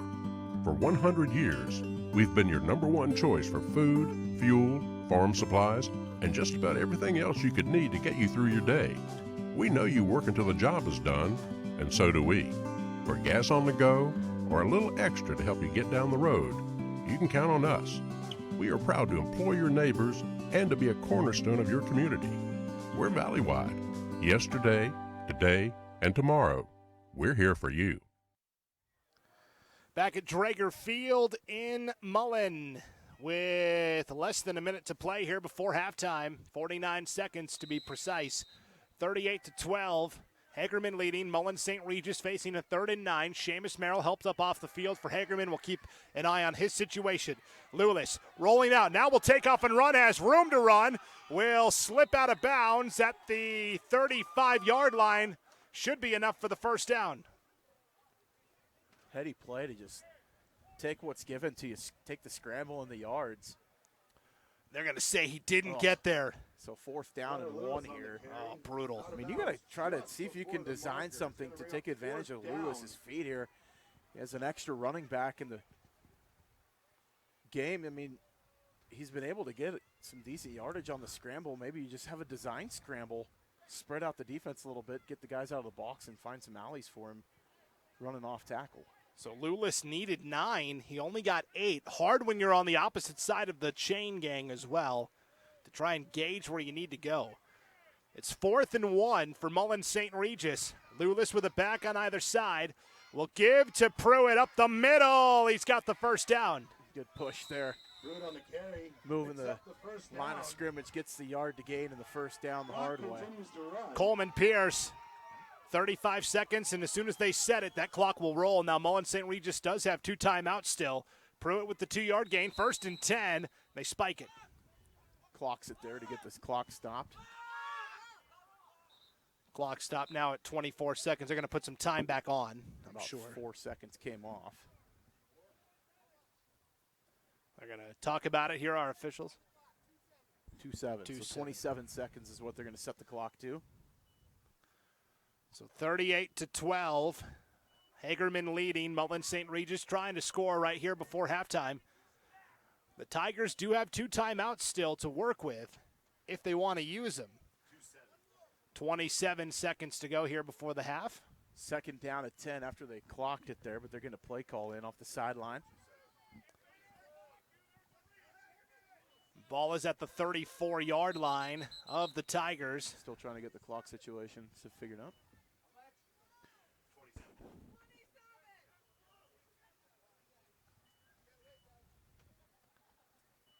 There we go. So we're ready to get things underway here. 27 seconds on the clock. 2nd and 10. Lewis out of the gun.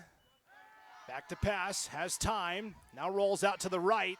Lewis on the run. Throws a lobber. It is off the hands of Stola. Incomplete. Adam in stride coming across on the drag route. Apia helped out there. Got the little chip on the D end. It was putting the pressure on quarterback Lewis. It's Johnson trying to apply the pressure from the defensive end position. And you saw there Stola took his mouth guard and kind of slammed it in frustration after dropping that pass. And now it's 3rd and 10 for the Tigers. 19 seconds to play here before halftime. They're trailing 38-12. Absolute must-score possession here before halftime. Especially this deep into Hagerman territory. They haven't been this far upfield other than the 1 touchdown they scored in the long run what seemed like forever ago. Lewis over the middle. That is caught.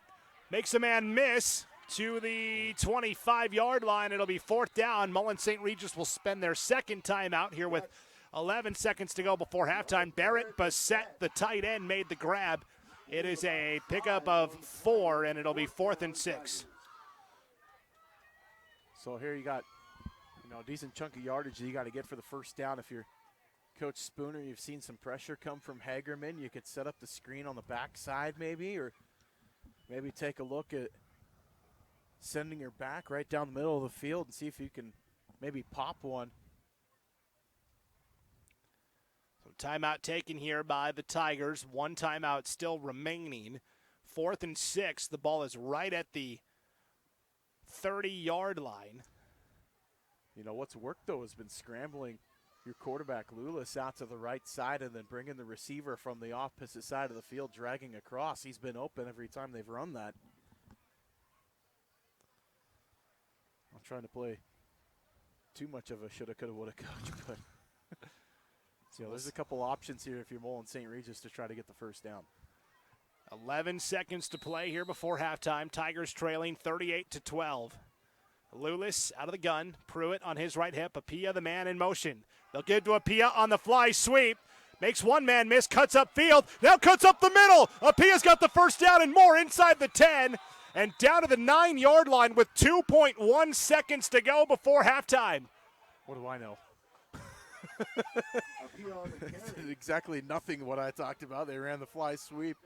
Tigers going to have to spike the ball here, and time expires. There should be time on the clock. There should be at least a second there. I think he got it off, but maybe not.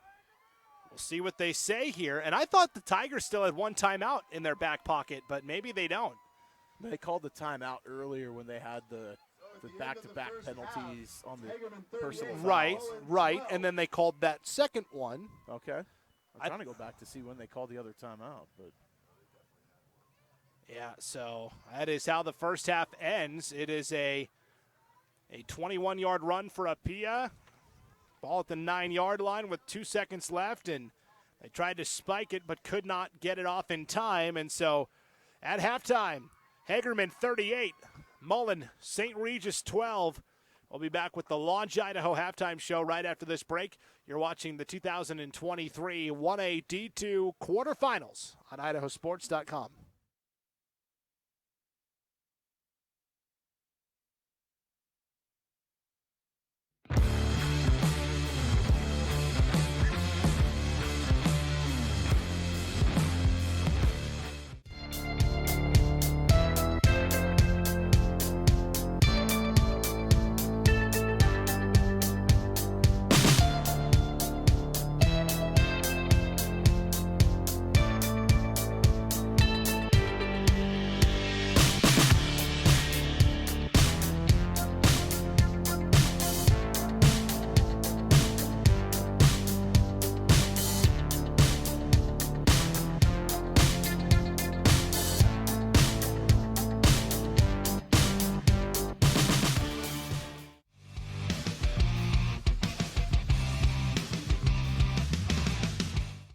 As Idahoans, we're not afraid to take risks.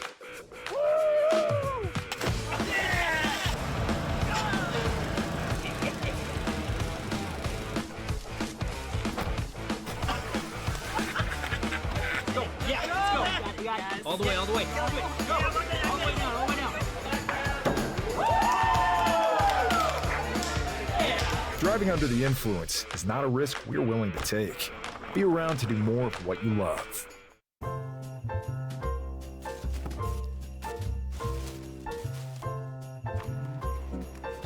This is not what I asked for. Once again, we have contributed to your ideal college savings program. Love, Grandma and Grandpa. Give the gift of college savings this holiday season with Ideal, Idaho's 529 college savings program. Eventually, they'll appreciate it. I love it. Thank you. College costs money. Dear Exit Strategy, all your pieces are in place. Thanks for being there when I need you most. Always Toyota SUVs. Toyota. Let's go places. I am Kevin, and I'm from Idaho Falls. It's important for the disabled to be vaccinated because of COVID. I chose to be vaccinated because I didn't want to be sick or in the hospital. Getting the vaccination, my experience was painless and worth it. It was a very wise choice. Former regional champ and back in training. That's commitment. Ow. Oh, tough start. This is not as easy as it used to be, folks. And she's off, obviously pushing through some pain. Every muscle is begging her to stop. How's she doing this? I'm not even sure she knows. Look at her go. And stop. Come on. And go again. It's literally the home stretch. Whoa. She made it. Feel the elation. What fuels that kind of fire? Idaho Sports Nation, Ideal, Idaho's education savings program, is a proud partner of IdahoSports.com and an ideal way to save for college. Did you know it only takes $25 to start an Ideal 529 savings account and you get tax benefits? There is no better time than today to start saving for college expenses for you or for a loved one. Information and a full disclosure statement, including risks, terms, and conditions, can be found online. Please read carefully before investing. idsaves.org. Go save for college and go Idaho student athletes. We're Valley-wide cooperative. For 100 years, we've been your first choice for residential and commercial propane, fuels, oils, and lubricants. We service HVAC, install water heaters, propane tanks, and accessories. And yes, we'll even deliver right where you need it. Because for us, serving is more than a job, it's a way of life. We are proud to employ your neighbors and to be a cornerstone of your community. We're Valleywide. Yesterday, today, and tomorrow. We're here for you. Vaping sucks you in quick, and the more you vape, the harder it is to quit. Not to mention all the chemicals and health problems. That's why thousands of teens are joining My Life, My Quit. Visit mylifemyquit.com or text Start My Quit to 36072. Dear Detour, you asked us to measure up. So yeah, we did. When life slings you mud, sling it right back. Stay strong. Toyota Trucks. Toyota. Let's go places. Folks, I've got good news and bad news. Bad news? You just took that selfie with poison ivy. Good news, someone gets to use their coverage from Your Health Idaho. Quality coverage for as low as $0 a month. We do things differently in Idaho. Sometimes we go east to find west, where muddy trails meet huckleberry smiles. Stars shine electric, and the wind smells like destiny. Sure, our traffic jams are strange, and not all our steaks are ribeyes. But wherever we go, our eyes never leave the road. Belts strapped and dreams packed, no distractions, no phones, focused. From here to there, it's who we are.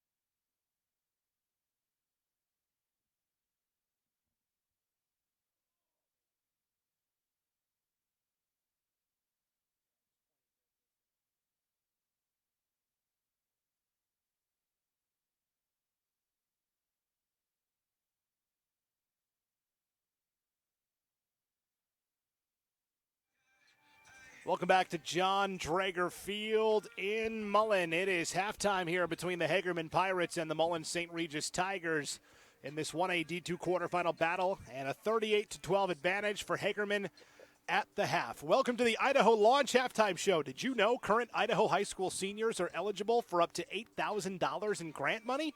Apply today. Idaho Launch, support in every direction.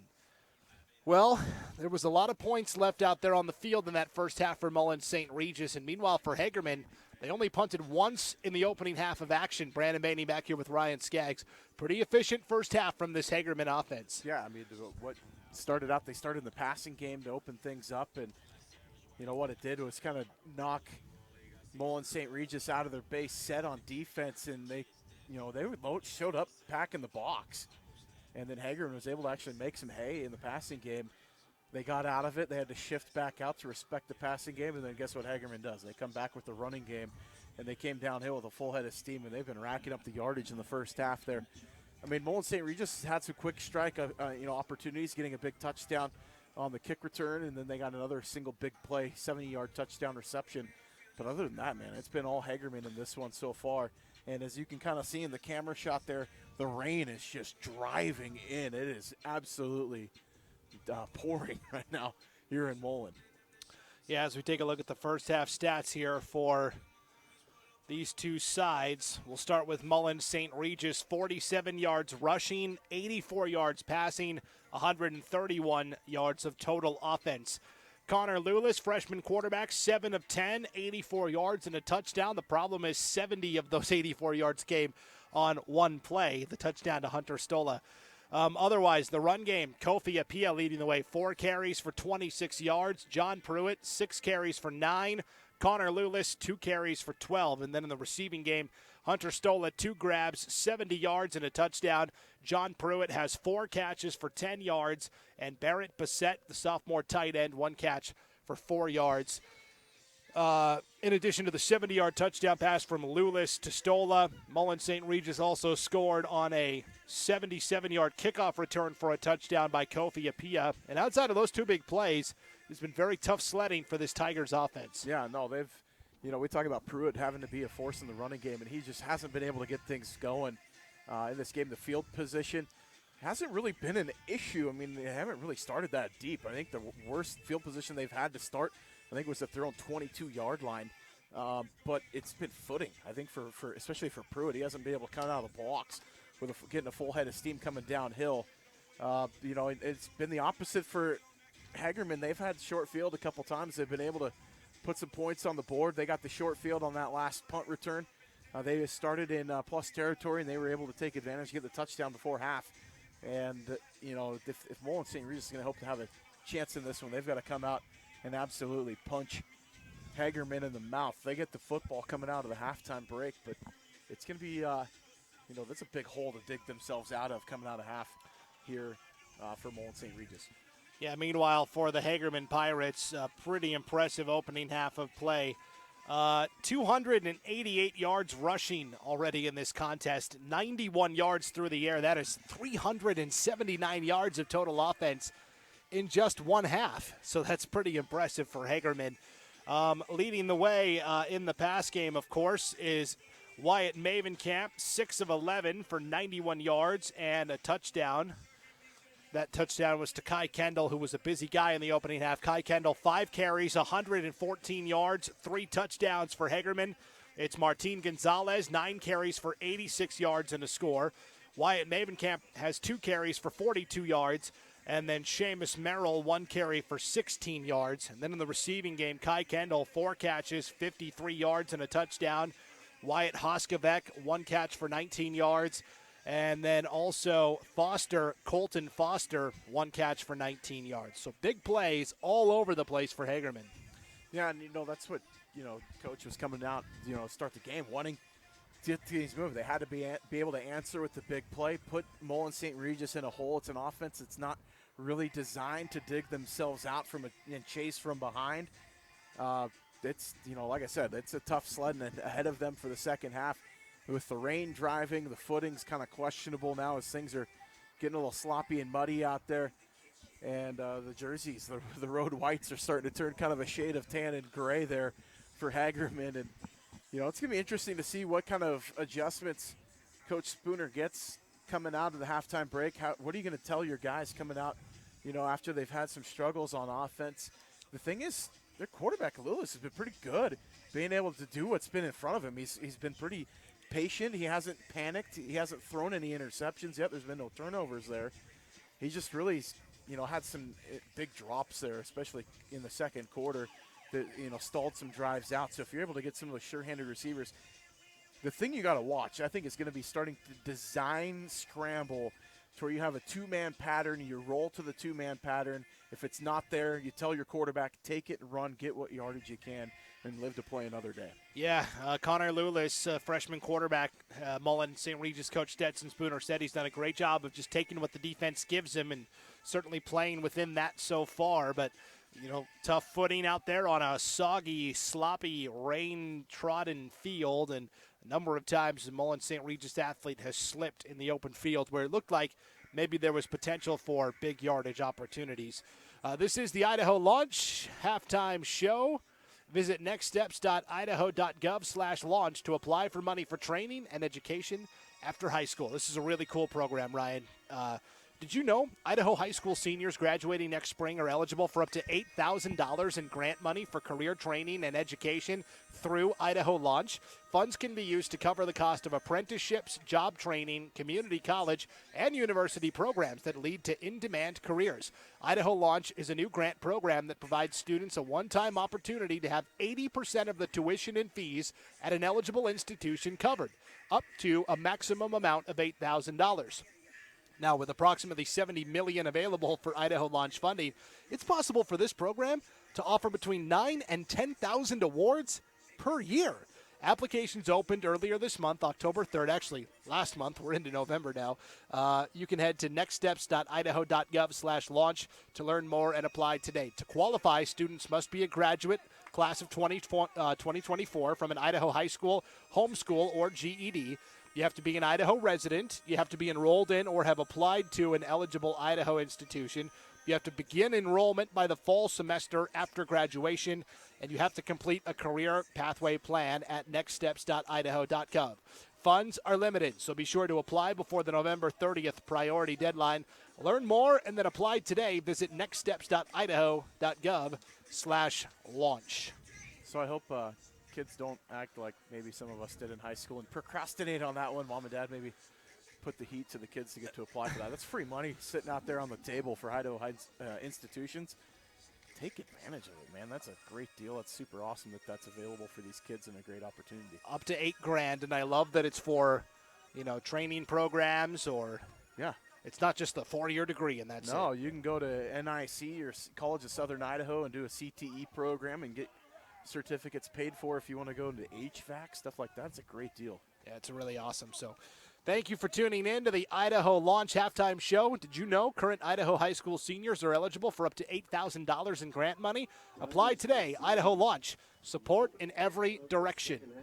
Well, Mullan St. Regis about ready to kick off, to receive. Hagerman will be kicking in the direction of the Tigers as we get ready for our third quarter of action. Pia back to receive for the Tigers. He does have the touchdown. Let's see if they actually send one in his direction. I doubt they do. Line drive kick will be fielded by Stephen Pettit. He's been a busy guy on the returns today, and Pettit tackled immediately out to the 37-yard line where it'll be 1st and 10 for the Tigers. You've seen the movie The Waterboy where the kicker kind of looks for the one guy on the kick return team to kick the ball at. They've been picking on him over and over again in this one. So as we break the huddle here, Mullan St. Regis behind it, 38-12, 11:56 to play. The only way you can make that comeback is one play at a time here. Lulis out of the gun, back on either side. They give to Apia, looking for the sweep, looking for the edge. Won't get there. Kai Kendall stands him up for the tackle for loss. Kendall stands him up, and then Maven Camp comes and cleans him up, man. That's, you talk about how do you do it. It's like, how do you eat an elephant? You got to do it one bite at a time. And they got to clean things up a little bit there in the offensive set, though, to give themselves a chance. That's what my old high school coach used to say.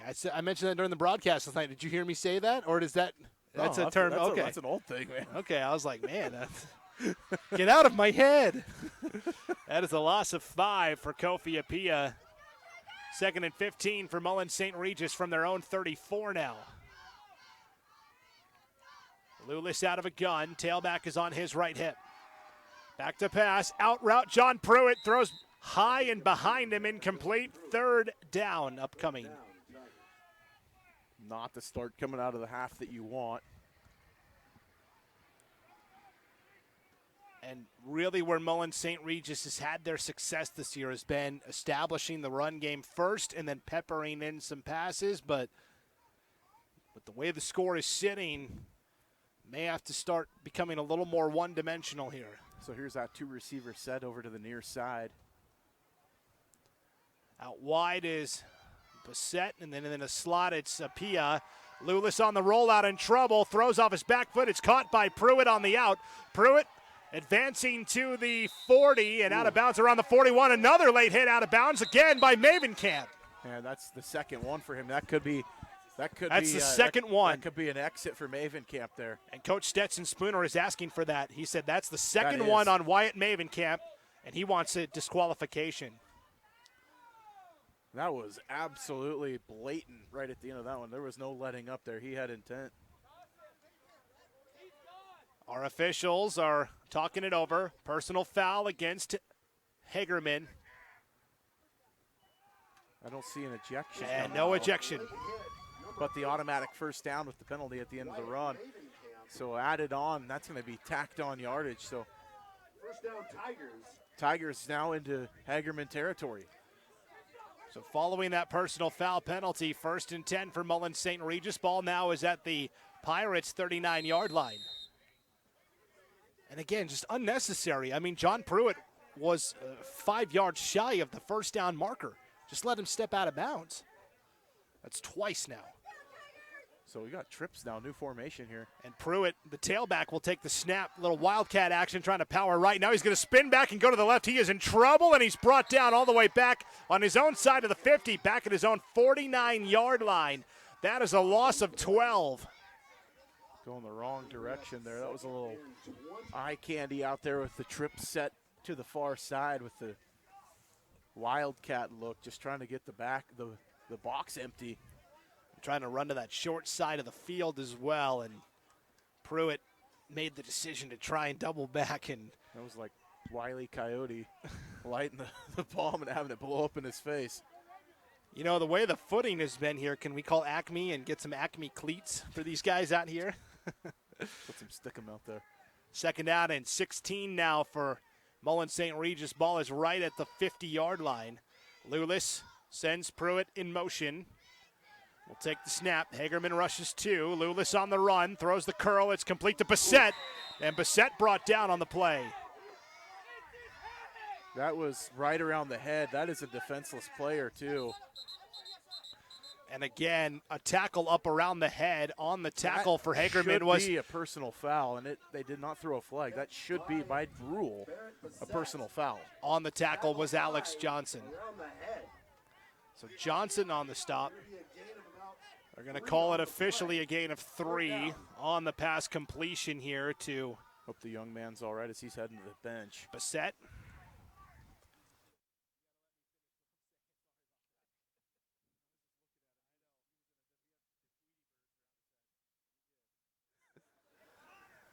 So minimal gain, 3rd and about 14 upcoming now for Mullan St. Regis. We're down to 9:44 to play here in the 3rd. And again, the rain continuing to pound these players. So Bassett will check out for a play. Into the lineup for him is Levy Bush, the junior. Lewis on 3rd and 14, spins it, in trouble, feeling the heat. He's sacked all the way back at the 35-yard line. That's Alex Johnson. He says, how about that tackle? That was a clean, legal hit and a sack for Alex Johnson. Johnson making his presence known again. That's the 2nd sack he's had in the half, if I'm not mistaken. So Lewis gets sacked all the way back to the 35-yard line. Loss of about 18 on that sack. 4th down. Mullan St. Regis will punt it away here. John Pruitt to do the honors. Seamus Merrill, good to see him back out on the field after that first half injury. He stands and waits to return at his own 25-yard line. Kind of off the side of Pruitt's foot. It'll be scooped up at the 30-yard line by Merrill. Spins away for a moment and then steps out of bounds right at the 49-yard line of Hagerman. Flag on the play as well, back where Pruitt, the punter, was standing. Could this be a running into the kicker? We'll see what the call is. I think that's what they're going to call. Was it roughing or running in? Because I know that he got hit as he kicked. His kicking leg got touched. 2 fouls on the play. Illegal formation against Mullan St. Regis. Personal foul roughing the kicker. Those penalties will offset, and we will replay the 4th down. So because the Tigers didn't have enough guys up on the line, or too many guys on the line, and that was a problem they had in the first half as well, getting guys lined up in the right spot. Could have been a fortuitous play. That would have been an automatic 1st down.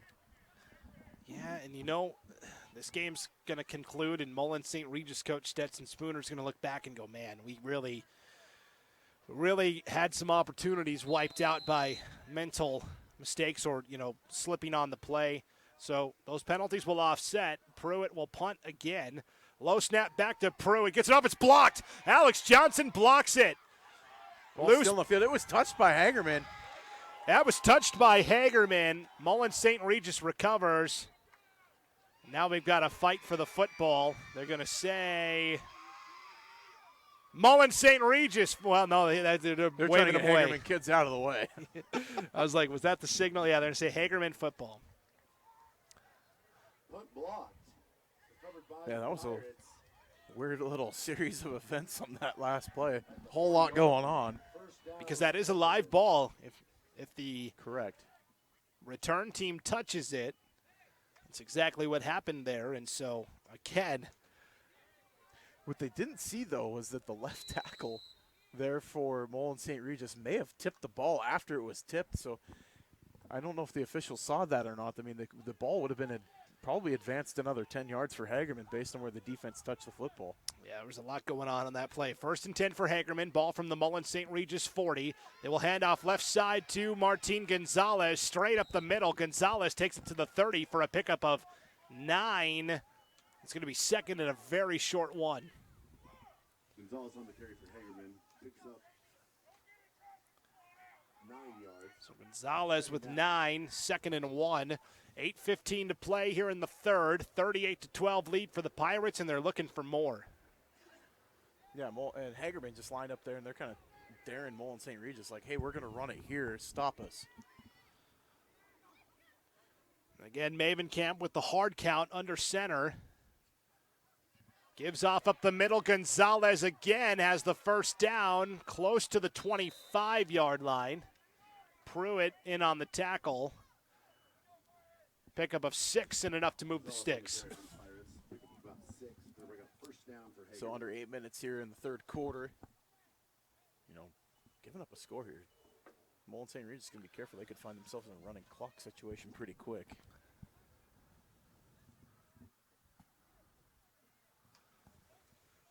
So 1st and 10 for Hagerman. Ball is at the 24-yard line of the Tigers. I formation. Gonzalez the deep back.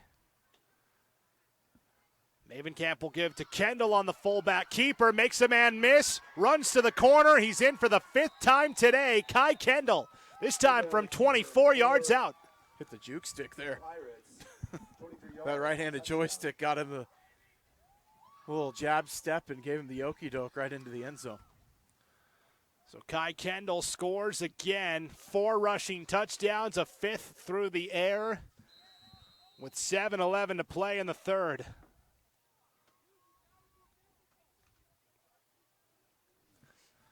Hagerman will line up and go for 2 here. The Pirates can start to feel pretty good about a quarterfinal or semifinal showdown with top dog Kendrick next week. Split backs. Mavenkamp, hard count again.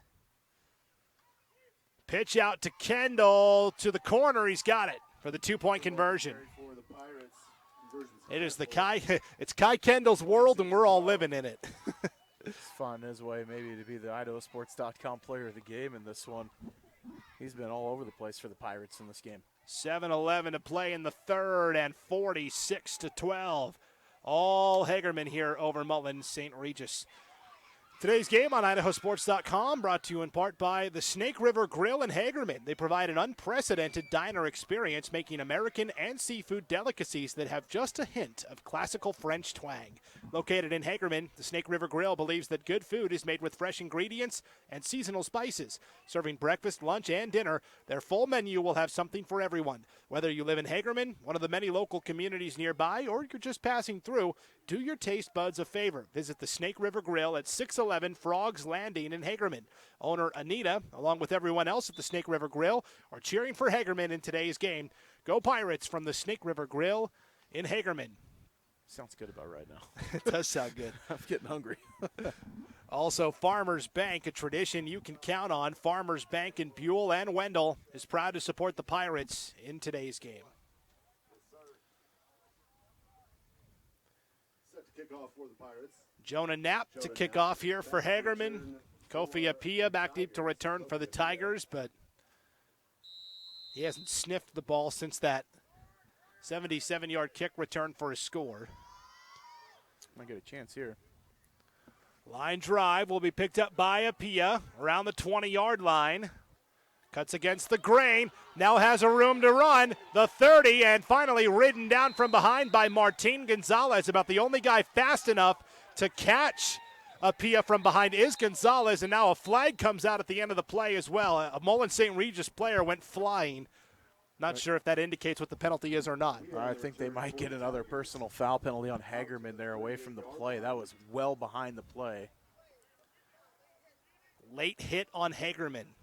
Personal foul on the Pirates, late hit. That is the 4th personal foul penalty on Hagerman. Another flag comes out also. And now what do we got?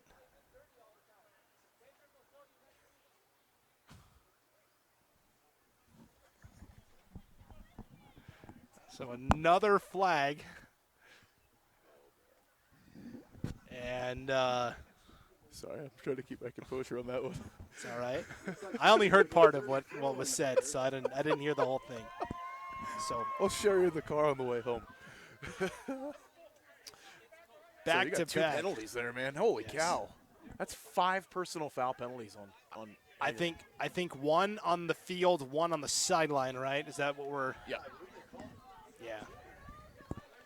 So it's going to be 1st and 10 for Mullan St. Regis. Ball at the Hagerman 46-yard line. I don't know if I've ever seen a high school football game with 5 personal foul penalties on one team. Pretty unprecedented. We've had 8 in the ball game total. Yep. Emotions boiling over a little bit. 1st and 10 for Mullan St. Regis. Lulis back to pass. Escapes the rush for a moment. Calls for his man to go downfield deeper. Looking to go up top. It's intercepted instead. Nope. Did he hold on to it? Yep, they got him. That ball is picked off by Seamus Merrill. So Merrill with the interception. Apia was there. He slipped down in coverage. A little bit of contact back there in the secondary, but nice job playing the football by the defender from Hagerman. I think that was Merrill on the interception. Great job playing the football. Yeah, Seamus Merrill with the pick, and Lulis let it fly, and like you said, Apia kind of slipped there on the route, and that's what allowed Merrill to go grab it. So a turnover right back to Hagerman here with 6:52 to play in the third, and leading 46-12. I formation, Maven Camp under center. They are going to give on the sweep to Merrill off the right side, trying to beat Pruitt to the edge, and he does. And will be forced out of bounds around the 25-yard line. So pick up a 5 there on 1st down to Merrill. 6:44 to play in the third. A 46-12 lead for Hagerman. Here in a driving rainstorm in Mullan. It has been raining all day and all night and all week from what the locals have told us. So Hagerman will break the huddle here. 2nd and 5 for the Pirates. Ball at their own 25-yard line. I formation again. They'll turn and give to Gonzalez. Straight up the middle. Hurdles a defender across the 35. Spills his way out to the 37-yard line. A pickup of 12 and a 1st down. Some good sportsmanship there off the right side of the field. Apia just doesn't give up, and, give credit and respect where it's due. The Hagerman offensive lineman helping Apia off the field. He's given everything he's got in his last ball game. Mullan St. Regis trying to hold down the fort in the middle. They're asking a lot out of their freshman, DeMar Hostetler. 6'2", 265, only a freshman. Occupying the spot that Blake Knoll would normally take up, the nose tackle for Mullan St. Regis. 1st and 10. Tigers weren't even set. Hagerman snaps the ball. It's Gonzalez. Room to run. Makes one man miss and then is brought down at the 40-yard line of Mullan St. Regis. That is a gain of 23 and a 1st down. Nice run there. First cut right at the line of scrimmage, and then ends up finding the seam. Beating the defense where they weren't set. They ran right to that side and able to break off a big run. Clock rolling still, 5:40 to play in the third. A 46-12 lead for Hagerman. Touchdown would keep that clock moving.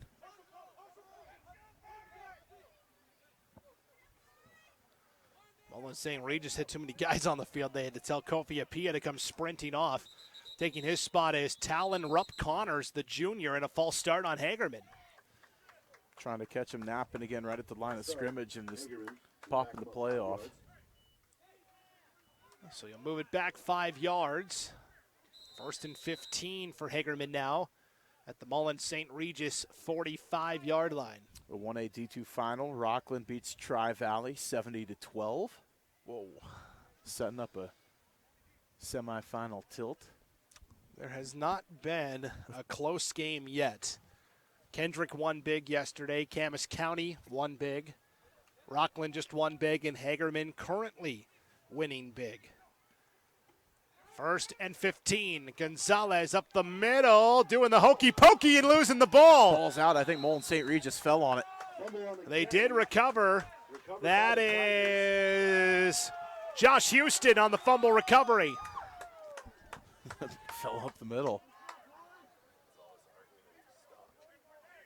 So Gonzalez had a defender wrapped up around his ankle. He was trying to shake him off, and that ball got punched out. And Houston with the fumble recovery for the Tigers. Talked about that, about being able to force a turnover when you get the running back stopped up. They've been running so heavy, the ball wet, sloppy field, seeing if you can paw the ball loose and get a turnover. 1st and 10 for the Tigers now. Lewis out of the gun, gives off to Pruitt. He slips and falls, and man, John Pruitt has just not been able to get his footing today, whereas Gonzalez and Kendall for Hagerman have had no problems. Apia and Pruitt, for whatever reason, are having a tough time sledding on this slippery field. Makes you wonder who's wearing detachable, who's wearing molded cleats. If you're able to put some longer spikes in those shoes today and get a little bit extra traction. 3rd year in a row, Mullan has hosted a playoff game in very inclement weather. 2nd and 10 for the Tigers. Lewis, play action, gets a block from Pruitt. Now will take off and run and will sidestep out of bounds. Another penalty flag comes out. Lewis on the carry. On the far side this time, over by the Hagerman sideline. I don't know if that's a bench penalty. And for the moment, Lewis has picked up about 7 yards on the scramble here. Well, so it could have been illegal contact in the secondary on the defense. Maybe they held the receiver. Gonna wait and see what the call is here from our head official. Another unsportsmanlike conduct penalty against Hagerman. That is 6 unsportsmanlike conduct penalties against the Pirates. I don't know if I've ever seen that. I'm telling you right now. You play undisciplined like that against Kendrick. All right, go ahead. Sorry. No, Hagerman probably going to advance. They better clean that crap up if they're going to want to compete with Kendrick. That cannot happen next week. Now, somebody in the crowd below us, what I was laughing about earlier, was said, try doing that against Kendrick when you're down by 30. Well, okay, it's not great. That's not great sportsmanship. No, but we wouldn't. I think what the sentiment is they're saying is that you can't get away with being undisciplined like this in a game that's going to mean a lot. And man, I don't know if I've ever seen a high school game where there's been 9 unsportsmanlike penalties. 1st and 10. Lewis up top, too high. Intended receiver, Hunter Stola. Incomplete. 2nd and 10. So 6 unsportsmanlike conduct penalties against Hagerman. 3 on Mullan St. Regis. 2 came on back-to-back protests of what they thought should have been an unsportsmanlike conduct penalty on Hagerman. So, man, this is just, you got to. I know that emotions are high in this if you're down big and it's your last game of the season. There's a lot of things going back and forth, and everybody wants to point fingers. I think at some point the White Hat's got to call a timeout, bring the coaches out, and do a kumbaya to try to get everybody on the same page that, this is sportsmanship does have to show up at some point in this game. 2nd and 10 for Mullan St. Regis. 3:56 to play here in the 3rd. Lewis sends Pruitt in motion. They fake the toss to Apia. They'll go over the middle. Incomplete. I don't know if Lewis ever had his full handle of the football there. Seamus Merrill in on the coverage on Hunter Stola. Defensively, now 3rd and 10 for the Tigers. With 3:52 remaining here in the 3rd. Hagerman trying to become the 4th and final team to move on to the 1A D2 Final Four. In command here, up 46-12. Mullan St. Regis just trying to get back in it. Lewis sends Apia in motion. Apia will get it on the sweep, looking for the edge. Nice job by Kai Kendall, shedding off the block of John Pruitt and then making the tackle for no gain. That's an absolutely impressive effort. Just willing his way to make that tackle for loss there. Manhandling the would-be blocker and then dropping Apia there for the loss. I'd like to see those two on the wrestling mat. John Pruitt versus Kai Kendall. Nice little hip toss there at the end on the tackle, too. 2-point takedown, maybe some back points coming up. I think both of those guys play hoops, though. That's the problem. That is the problem as a wrestler. Ryan was a former wrestler and wrestling coach. And I went to a school that didn't have wrestling, so it was basketball or nothing. So 4th and 10. Mullan St. Regis going to go for it. Lewis throws a screen to Pruitt. Pruitt will hurdle one man, and that's it. No gain. Turnover on downs. Yeah, the 2-point takedown there to Maven Camp on the tackle. Nice little double leg there out in open space. All right, that's enough wrestling talk. No, I'm just kidding. You're the one that hosts a podcast about it. Come on now. We do the Matt Chat Prepcast. That'll be starting up soon on IdahoSports.com. Also, if you want to hear Ryan and I bicker like grumpy old men, you can tune into the North Idaho Prepcast every week. They rename it to the Get Off My Lawn podcast or Prepcast. Turnover on downs. And you can listen to that podcast and all of our IdahoSports.com Prepcasts on the IdahoSports.com YouTube channel, Facebook page, or wherever you download podcasts. Follow and subscribe. 2:50 to play in the third. Hagerman gets the ball after the turnover on downs, up 46-12. Maven Camp under center in the I formation. Mullins shows blitz. They give to Gonzalez, block and a room to run. Takes it across the 50, out to the 45-yard line of the Tigers. Pick up a 15 and a first down. He's got to be close to 200 yards in this game. Pick up about 15 yards. I don't know. You're the one keeping stats. I'm just going based off of the eyeball.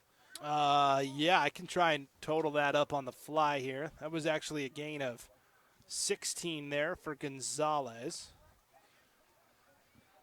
Pull out the old calculator because I don't have the math skills to do this in my head. So stay tuned for that yardage total. You don't have to do it right now. That's fine. I formation. You got bigger duties to do right now. Penalty flag out. False start on Hagerman. 5 yards. Still first down.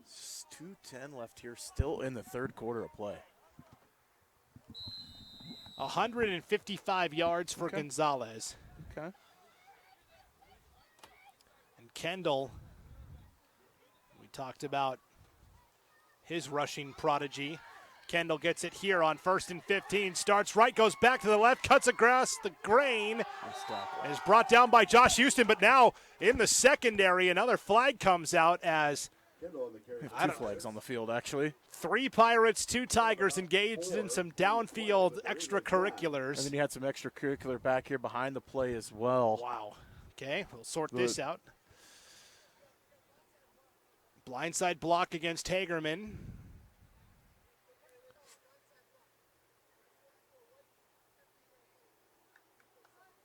So they always call the one blindside block there. Obvious enough that the back judge also saw it and threw the flag.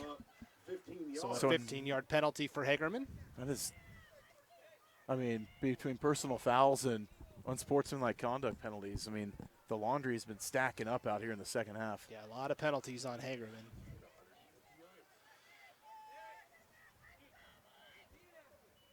So now we're looking at 1st and, 10, 20, about 28. 1st and St. Regis. Yeah.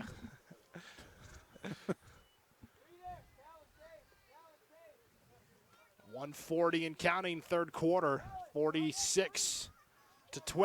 Hagerman. Lone back is Hoskovec this time. He's been all over the place today.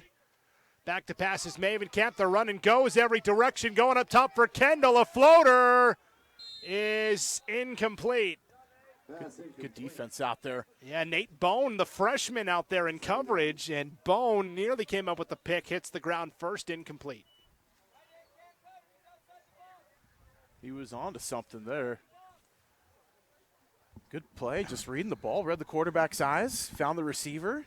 I mean, the quarterback did leave the ball up a little bit, but giving himself a chance. So the tail of the tape, Kai Kendall for Hagerman, 6'2", 175 and a junior. Nate Bone for Mullan St. Regis, 5'7", 145 and a freshman. That 5'7's generous, but I don't want to slight the young man, but, I mean, not the biggest guy out there in coverage, but he made a great play there on defense. And look, it's Bone versus Kendall again at the top of your screen. On 2nd and 28, Maven Camp out of the gun. False start down here on the near side. Sorry. False start against Hagerman. I didn't know if you could see that or not because it was down here below the bleachers. Yeah, no, you're good. You're totally good. Hagerman moving nowhere but backwards. Bring up second and St. Regis. On roller skates. They got to go over lookout pass to get the first down. Camp out of the gun here now on 2nd and 33. Camp's got time over the middle. It is dropped by Kendall at the 50-yard line. A little bit behind him, but had a hand on it. That was only going to cut it in half there as far as the distance goes to the first down, but had your chances there. As you can see, the rain coming down. That's a slick football out there. It doesn't make it easy by any means. The referee trying to help out a little bit, but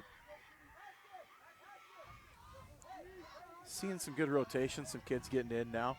Haven't seen a lot of time in the ball games. Coach Spooner's getting his youngsters some playing time here in a playoff game. And I did just take a peek at the 1A D2 state bracket, Ryan. We'll talk about that in a second here. 3rd and 33 for Camp and company. Low snap, picked up, dumped off in the flat on the screen route to Seamus Merrill. Merrill gets a yard, and that's it. Josh Houston on the tackle. Nice job, a little sandwich there in the backfield. Houston there, as well as Zeke Hess was there in the middle as well. Houston, we have contacts. 4th down and a mile. Yeah, expect him to punt. Yeah, Hagerman will punt here for the second time today.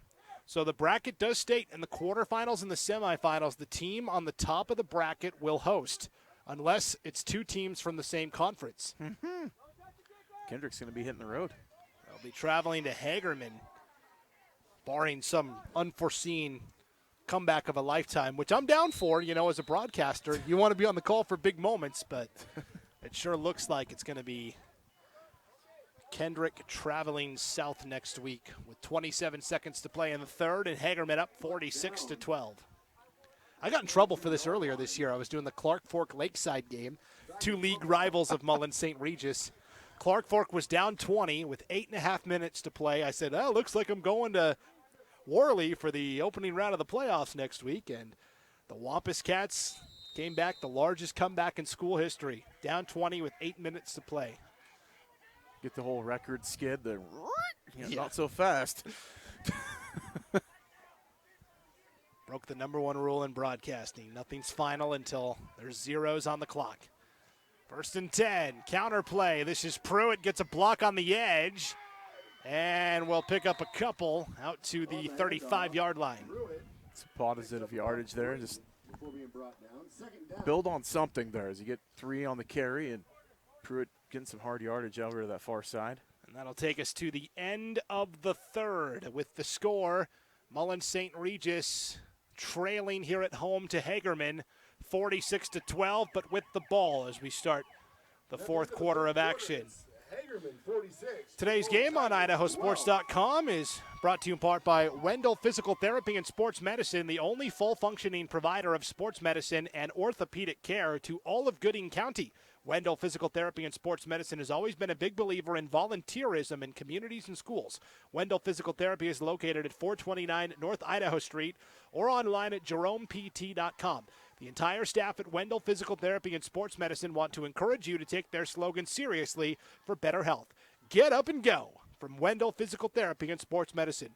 We're going to take a break, and then we're going to get up and go to the fourth quarter.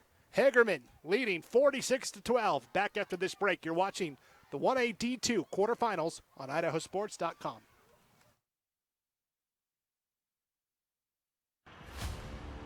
Do you show your Vandal pride? Dave sure does.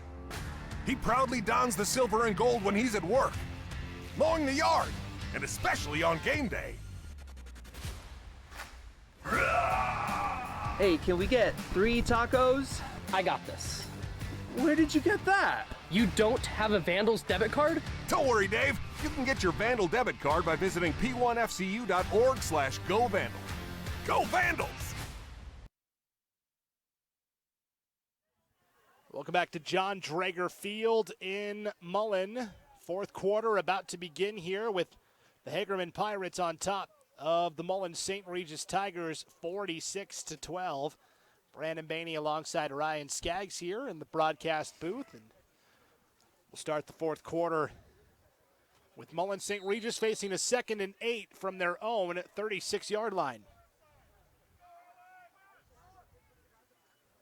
Lewis slings it to Apia, far side, breaks a tackle to the 40, on his feet, the 50, cuts back to the 40 and slips and falls at the 36-yard line. That's the big gain you needed, though.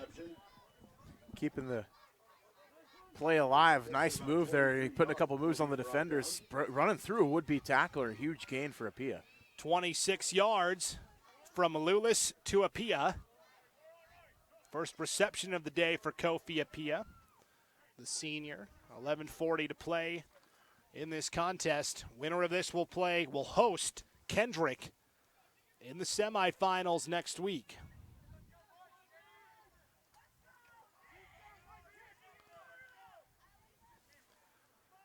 First and 10 for the Tigers. From the Hagerman 34, this is Pruitt. Met initially at the line of scrimmage, in the backfield, and is able to keep the feet churning across the 35 for positive yardage. Pickup of about 3. And absolutely trucked somebody on his way to the gain. That was a nice little run there.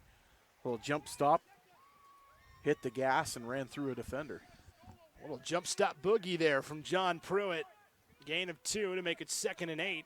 Ball is at the 34-yard line of the Pirates. Tigers have Bassett wide up top, Apia in the slot. Lewis out of the gun. Looking left side, throws the out to Pruitt, complete to the 20, and actually the 25, and out of bounds on that near sideline. Yeah, they got him bound to the 22 there on the game. That's a nice play there. Catching him out of the backfield into the flat. That is a pickup of 17 and a first down. Going to give the Tigers another first down. 10:18 to go. 46-12. Hagerman. Mullan St. Regis breaks the huddle here.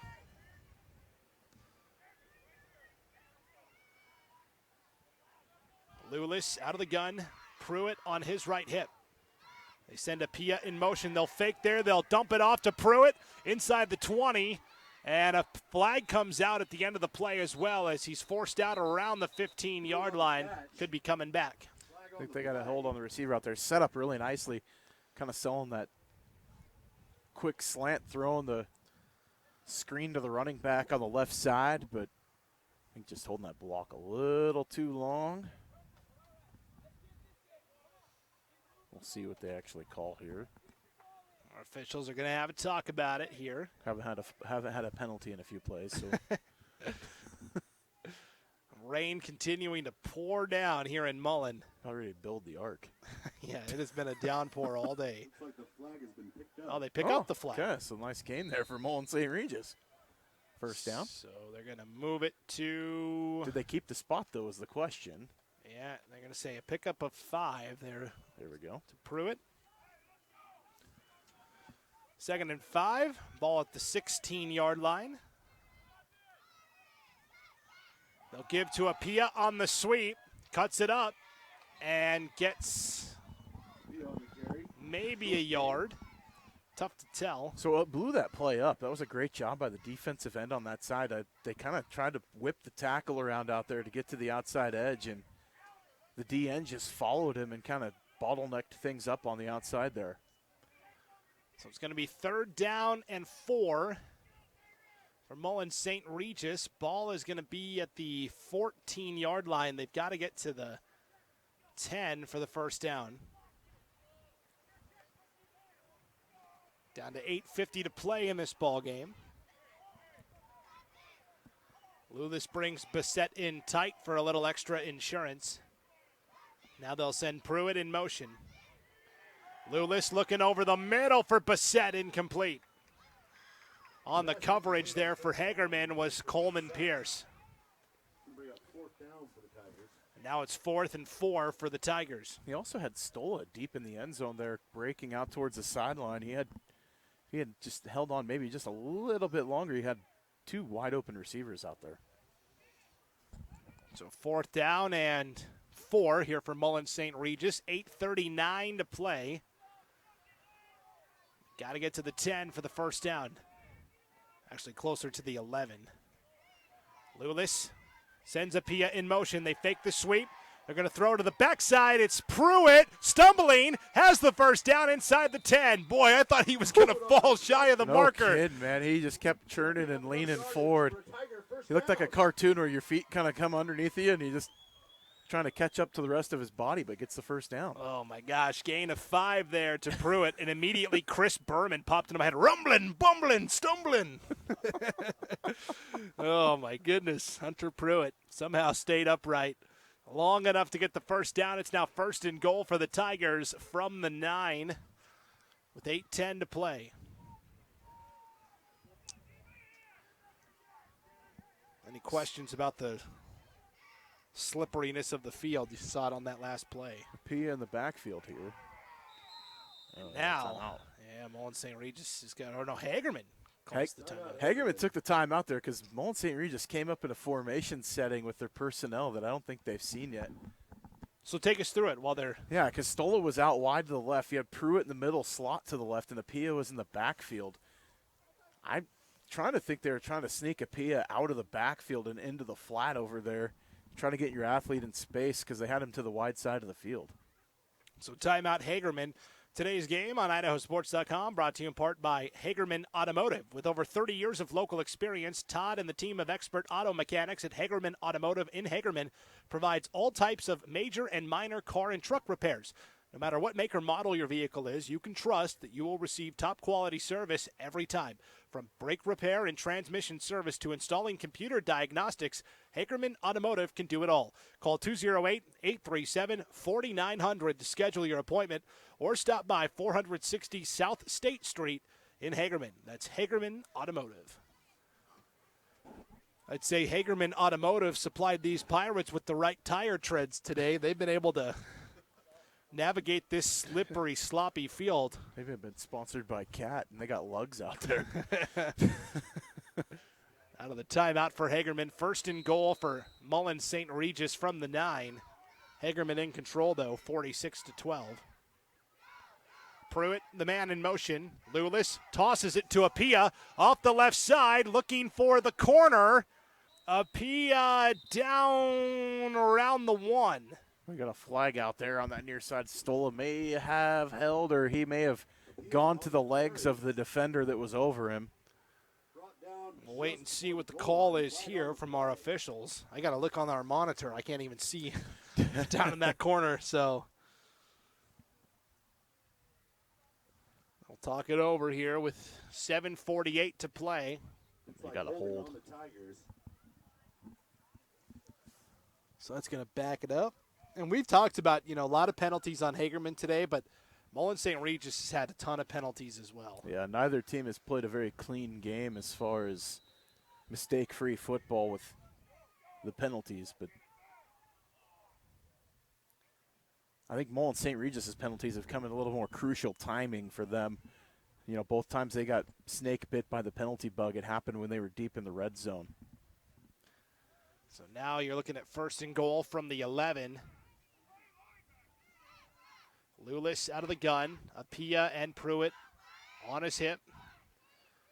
They will fake to Pruitt. They'll throw over the middle. Ball deflected, incomplete. A dangerous pass there going across the middle. 2 defenders right there. The safety was ready to run up on that one. That was Gonzalez playing that from behind. And they tried to go to Hunter Stola over the middle. And like you said, 3 guys all in the neighborhood. Hoskevek, Gonzalez, and Merrill all there defensively. So 2nd and goal from the 11.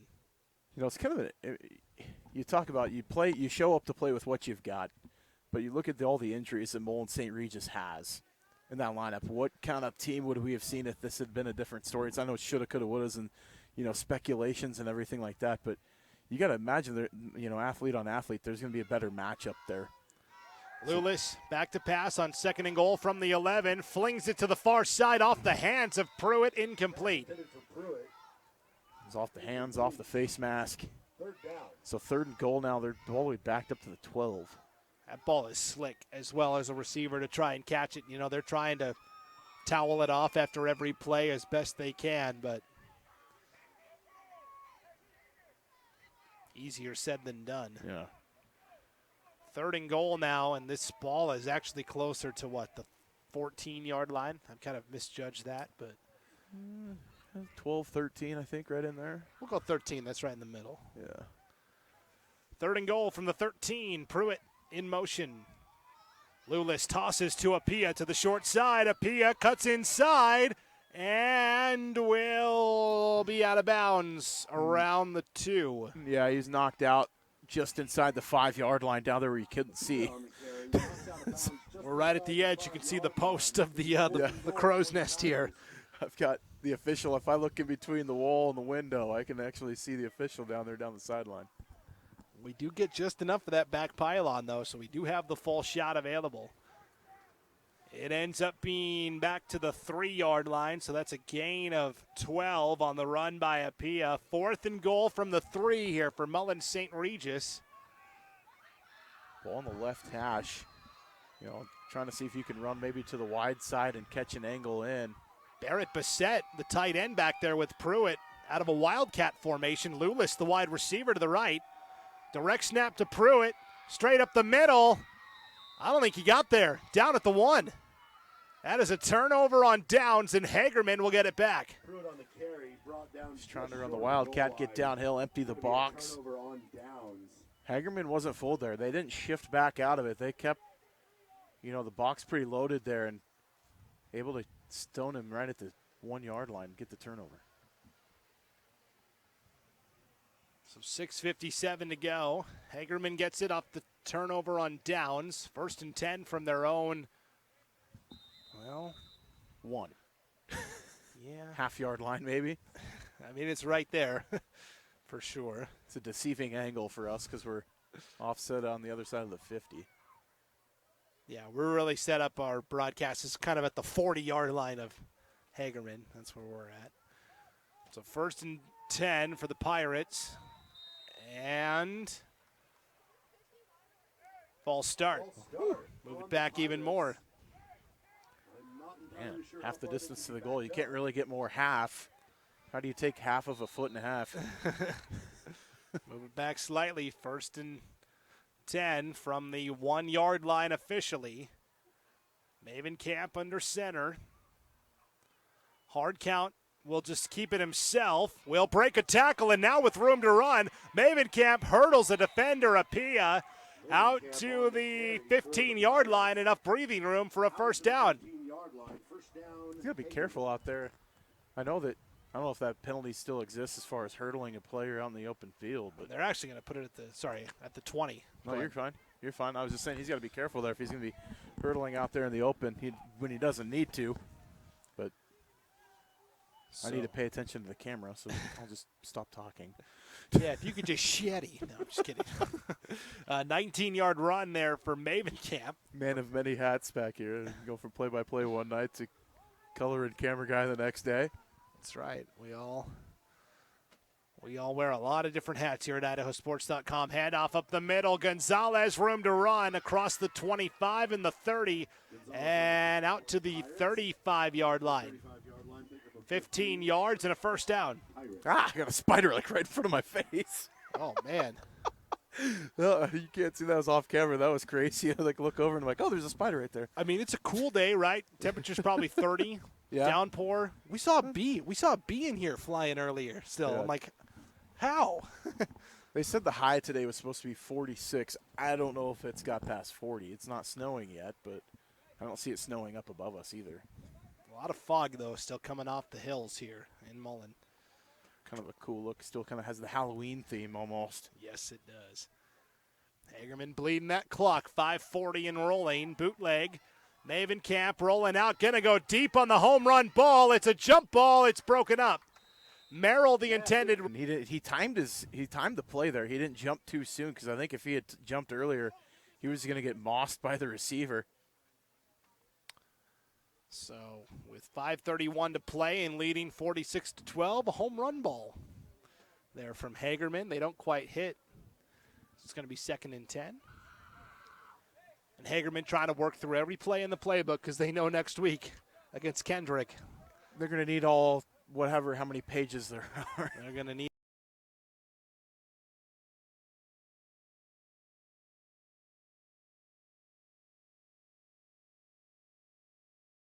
Flag comes out, a hurdle of a defender at the 30, finally brought down at the 20. We will see. That flag was thrown back at the Mullan St. Regis 45-yard line. So we had gone 3 plays. See what the call is here. I know the kids haven't quit. That's the one thing. You're down, but you're not seeing any quit in this Mullan St. Regis team. They are still scratching and clawing. But that was a great run by Gonzalez. The yardage there, even if it's a holding downfield, I still think it's enough for the first. It is holding on Hagerman. Should be enough for the first down, like you said. Going to move it back to the Pirates' 45-yard line.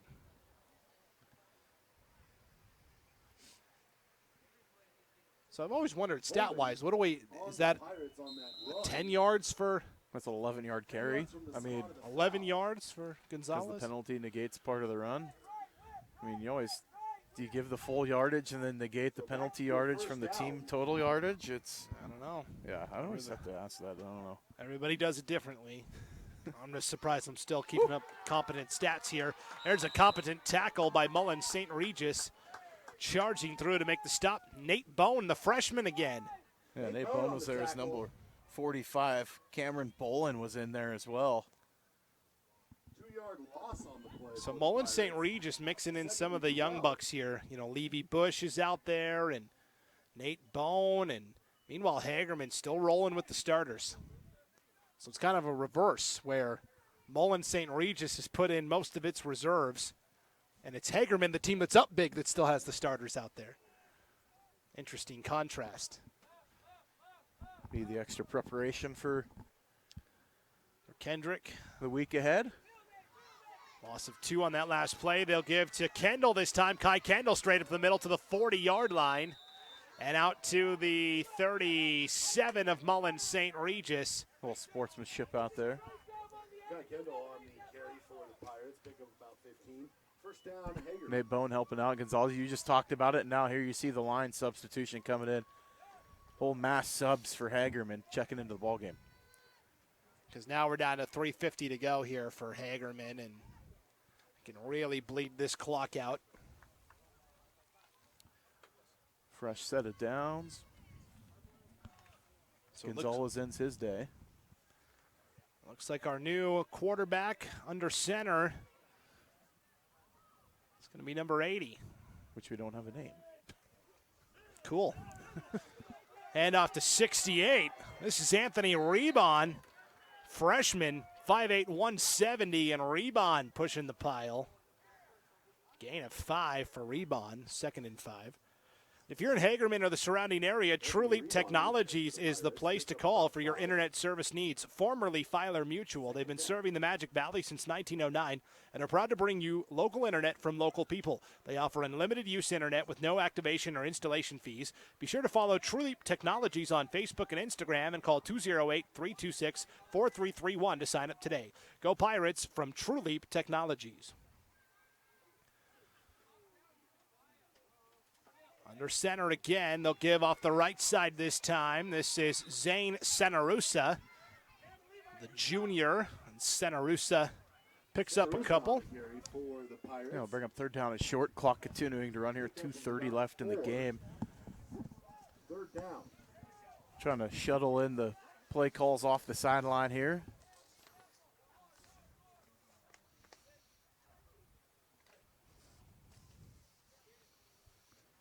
So Hagerman breaks the huddle again here.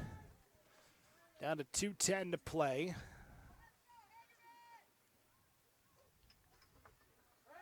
Back to pass. A little out route broken up.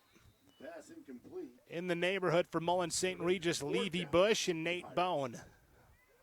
So Bush and Bone combined for the stop, or for the pass breakup. 4th and 1.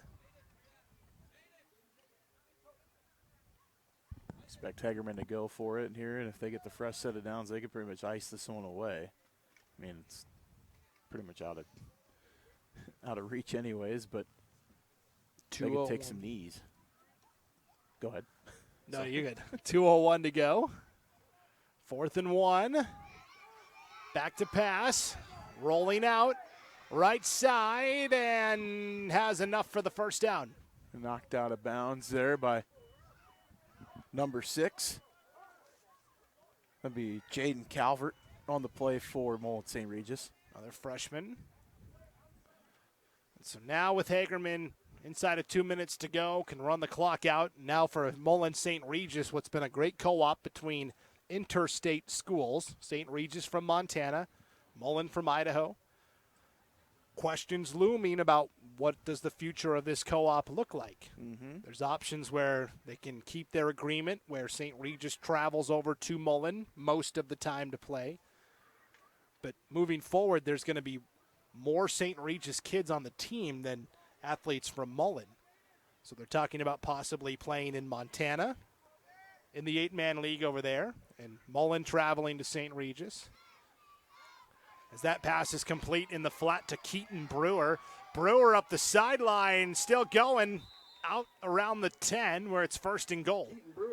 And the third option is if Mullan and St. Regis decide to go their own ways, Mullan could always send whatever athletes they have down the road to Wallace and co-op with the minors there. So the future uncertain, but no matter what for these Mullan kids, they're going to be co-oping somewhere. You know, if they do decide to split, I think it's been pretty mutually beneficial for both schools, obviously, to be able to play the game. And, you know, look at the success that they've had on the run that they've been since they've been together, too. 1st and 10 from the 12 for Hagerman here with 1:44 to play. Quarterback keeper off the right side and into the end zone for the touchdown. I don't have a number, or don't have a name, obviously. That was the quarterback, number 80. They've got 81, Adam Nelson. He's actually in the game right now, so it's not him.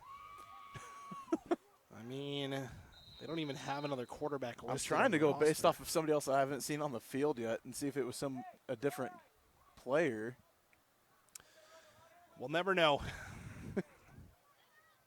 Unless it's Luis Acuna that's in there. I don't know, but I haven't seen him on the. You trust that whatever roster the school sends is going to be correct. It's not him because he's on the sideline. So they'll push it in for the 2-point conversion. Conversion good. So Hagerman out in front now, 54-12 with 1:36 to play. So Hagerman will get ready to host Kendrick next week in the quarterfinals. You got to figure that game's going to be played in Hagerman, under the lights. Take it every advantage that you can get. And so what a run for the Pirates. They haven't been in the playoffs since 2015. They went a year or two without even having a football team. And now here they are playing in the Final Four with a chance to advance to the championship game. I'm wondering if it could be, I don't know if they have the number 3 on the field. Dalton Nelson maybe changed numbers out there. No, he's out on the field as well. So yep. I don't know. We're guessing here, throwing darts at the wall. Probably a kid that's not listed.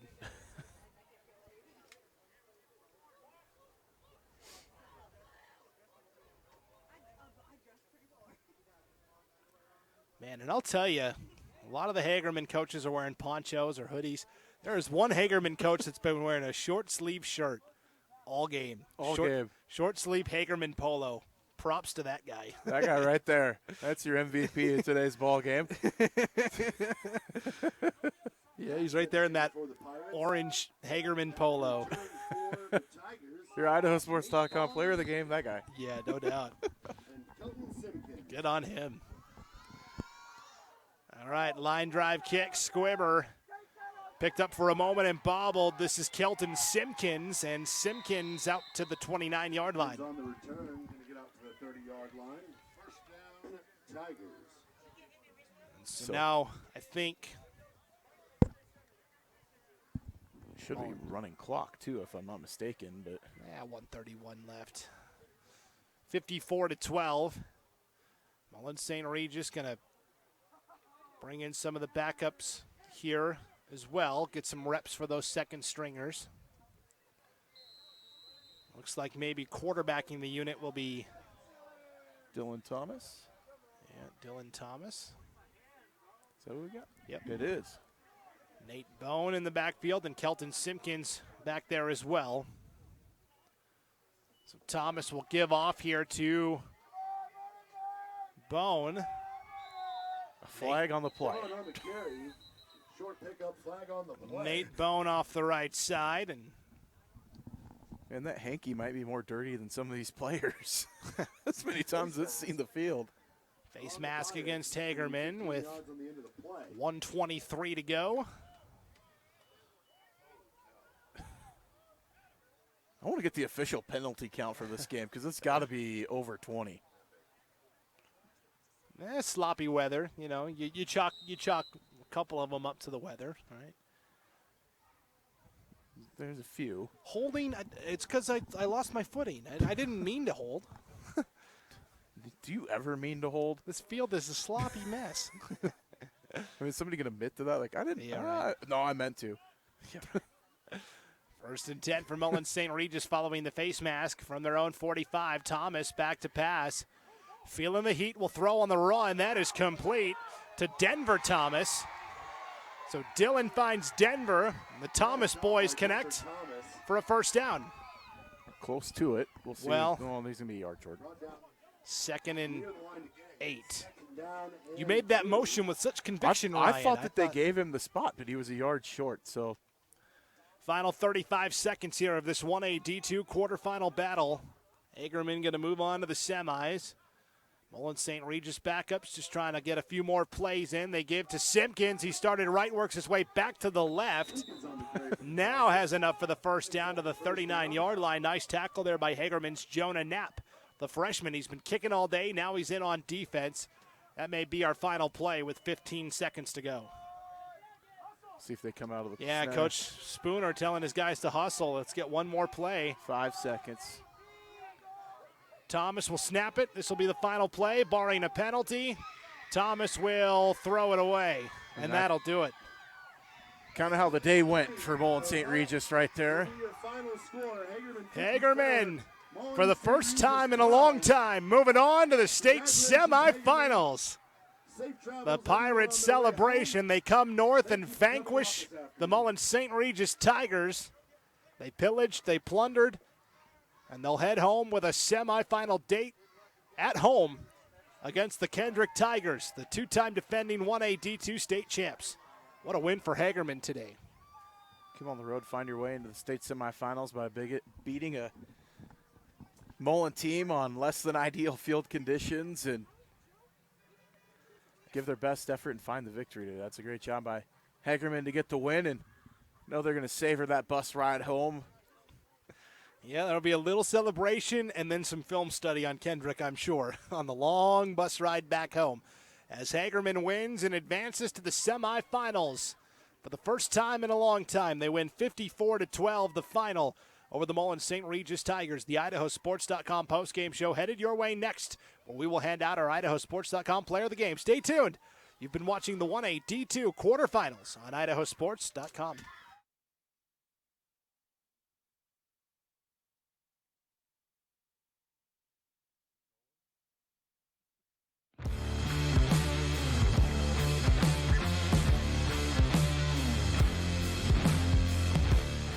As Idahoans, we're not afraid to take risks.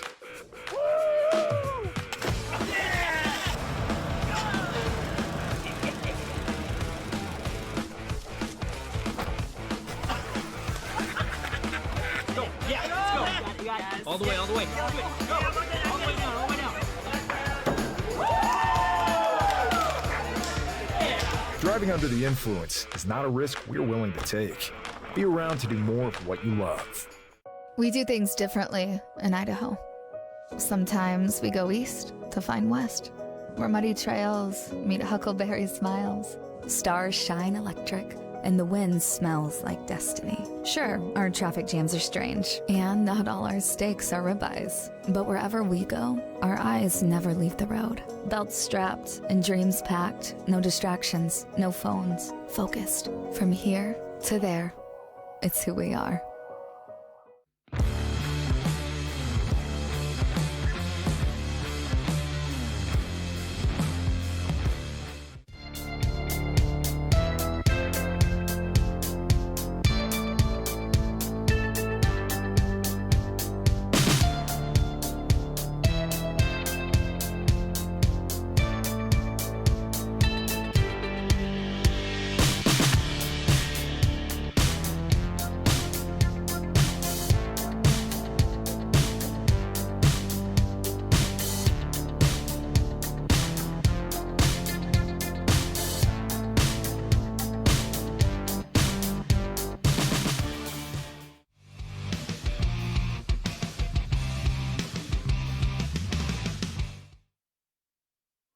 Welcome into the IdahoSports.com post-game show. The Hagerman Pirates head north and conquer the Mullan St. Regis Tigers by a final score of 54-12. There you see both teams meeting.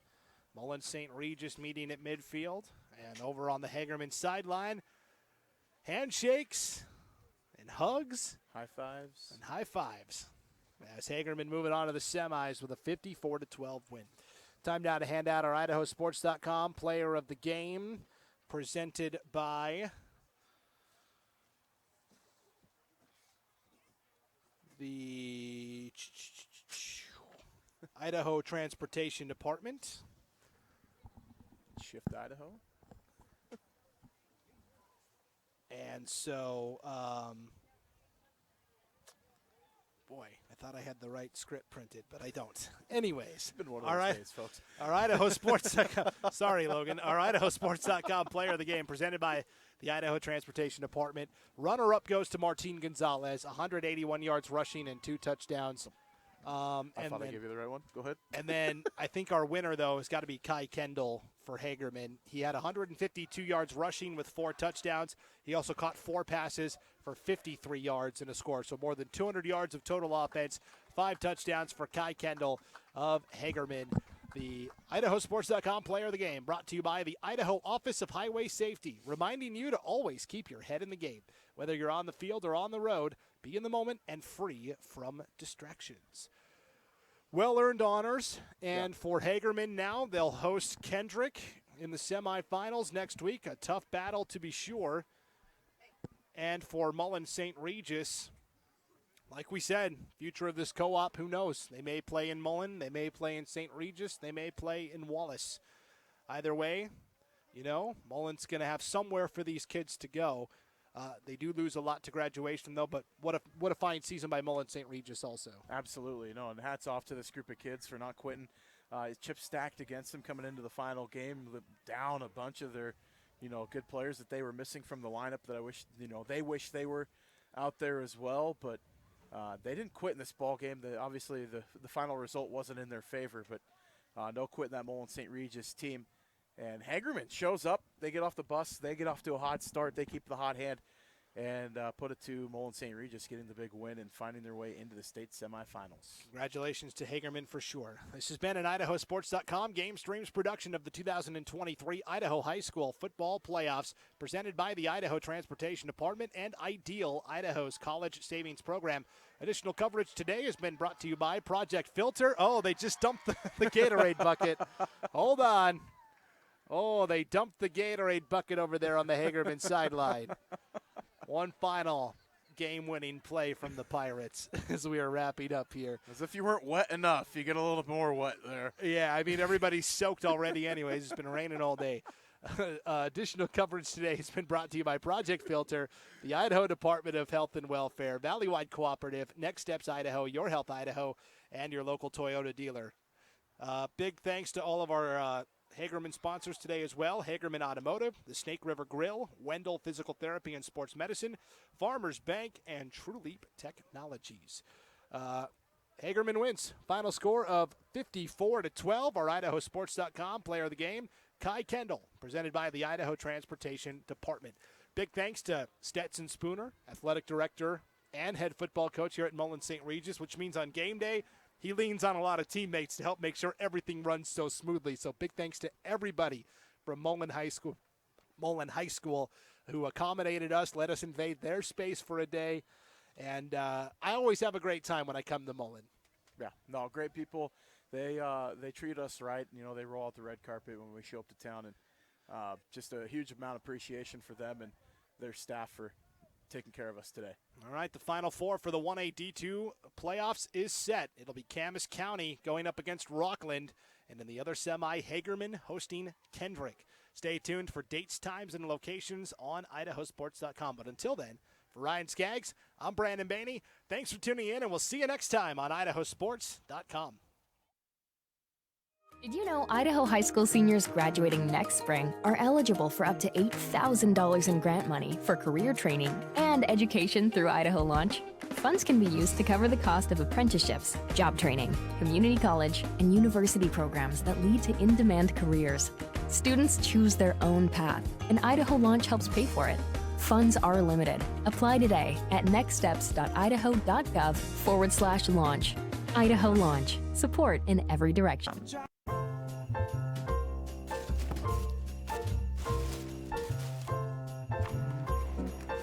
This is not what I asked for.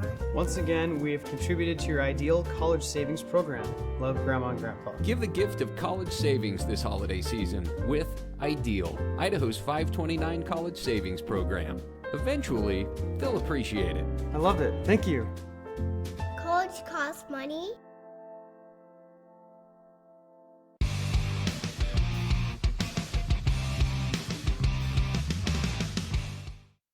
This has been a presentation of IdahoSports.com GameStreams. This broadcast is copyrighted to IdahoSports.com.